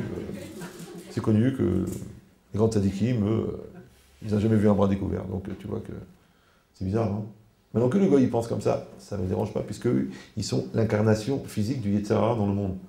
Donc c'est normal qu'ils sont cohérents avec eux-mêmes. C'est logique. Mais nous, comment on peut croire que ça c'est pour nous? Comment on peut croire que ça c'est pour nous? Donc ça veut dire qu'on n'est pas d'accord. Donc quand tu t'assois et que tu regardes la Hanoukia, cette lumière-là, là, dont tu t'imprègnes, tu essaies de regarder autour de toi, est-ce qu'elle est dans ta maison? Est-ce qu'elle est dans ta bibliothèque? Est-ce qu'elle est dans ton Shabbat? Est-ce qu'elle est dans ton couple? Est-ce qu'elle est dans ton éducation? Et tu regardes bien, tu as 8 jours. Parce que 8 jours, c'est 7 plus 1. Ouais. Et 8 jours, 7 c'est le temps de la création du monde, et 8 c'est au-delà de la nature. Ouais. Maintenant, on a dit, mais comment ça, le Beth Yosef, il avait dit, mais comment ça se fait qu'on a compté 8 jours alors qu'il n'y a eu que 7 jours, puisque le premier jour c'était de l'huile normale? Oui. Donc il n'y a pas eu de miracle pendant 8 jours. C'est faux. Parce que le miracle de trouver la fiole d'huile, c'est aussi un miracle. Donc il y a eu le miracle de trouver la fiole d'huile, plus les 7 jours où l'huile a brûlé. Ça fait 8 jours. Donc un jour, si Dieu veut, tu vas comprendre que ce que tu crois être normal, ouais, parce que tu dis, on a une bonne ambiance à la maison, on a une belle maison, mais c'est un miracle de trouver une belle maison. Après, c'est un miracle que tu t'es marié avec cette fille-là. Après, c'est un miracle que ton mari il est comme ça. Après, c'est un miracle que tu as été invité ce Shabbat, ou justement, il était invité ce Shabbat-là. Après, c'est un miracle que la cousine, elle a pensé à te présenter. Donc, il y a combien de miracles qui t'ont amené à ta réalité? Et si tu remontes la chaîne des miracles, mais tu t'arrêtes jamais de dire merci. Et si tu dis merci, tu fais un avec Hachem. T'as compris comment ça s'arrête jamais? Donc quand quelqu'un, il est dans cette logique-là, de toujours chercher de la lumière, et qu'elle s'inscrive, vous savez, quand vous regardez des nérotes, quand vous fermez les yeux, vous avez encore le feu allumé devant vous. Oui? Pourquoi? Parce qu'il s'imprime dans le fond de l'œil. Le fond de l'œil, c'est une caméra, c'est une pellicule. Donc le temps que l'impression, elle se détache du fond de l'œil, des cellules du fond de l'œil, ça prend un certain temps. Alors maintenant, quelqu'un qui a bien regardé les nérodes de Hanouka, et c'est pour ça que Hanouka tombe en plein milieu de l'hiver, cette lumière-là, elle doit rester jusqu'à Purim, jusqu'à Pessah. Il faut bien qu'il le regarde, parce qu'il va passer une période très froide et très obscure. Ouais. C'est pour ça que quand on dit que Yaakov Avinu, il était recherché des petites fioles, qu'est-ce qu'ils disent les Chachamim? C'est la fiole des Hashmonaïm. Tu dis, mais ça n'a rien à voir, c'est 2000 ans avant. Oui, ça n'a rien à voir. C'est comme ça la vie. Donc si le grand-père, il a cherché la fiole, les petits-enfants, ils la trouvent. Ça va? Donc pourquoi tes petits-enfants à toi, ils vont trouver la fiole que tu as créée toi, tu as trouvé toi? T'as compris l'idée? C'est que quelqu'un réfléchit. Est-ce que moi j'ai mis en place pour les générations futures? Pas seulement pour moi, pour mon petit kiff, pour mon petit plaisir, ma ségoula, que ça porte bonheur, que ça m'amène la parnatha et tout va bien. Non, il voit loin, il voit loin. Donc les nérodes de Hanouka, elles nous accompagnent toute la galoute. C'est pour ça qu'on dit que on a dit, vous vous rappelez, le Nes, c'est la partie cachée, et le Teva, c'est la partie voyante. Et bien, la partie cachée de la Torah, c'est la Torah chez Béalpé. Et la partie voyante de la Torah, c'est la Torah chez Birtav. Et Hanouka, c'est la fête de la Torah chez Béalpé. Pourquoi? Parce que qu'est-ce qu'ils ont voulu les goïms? Enlever la Torah chez Béalpé. Ils ont dit, mais continuez à faire du chumash. Faites plus Shabbat. Plus la Brit Mila et plus Rosh Chodesh. C'est quoi Rosh Chodesh? C'est ce qui permet de fixer les fêtes. C'est quoi le Shabbat? C'est la sainteté du temps. Et c'est quoi la Brit Mila? C'est la sainteté du corps. Donc qu'est-ce qu'ils vous ont enlevé? Ils voulaient enlever la sainteté. T'as compris la logique? Donc si quelqu'un il est chômeur son Brit, et si quelqu'un il est chômeur son Shabbat, et si quelqu'un il est chômeur Rosh Chodesh, c'est-à-dire il est chômeur les Hagim, donc il maîtrise le temps et la matière, le temps et l'espace. Donc il est sauvé. Mais ça, c'est pas la dimension extérieure des choses. Ça, c'est Torah chez Béalpé. Donc réfléchis bien que le goy, jusqu'à aujourd'hui, oui, il empêche le juif d'étudier la Torah chez Béalpé.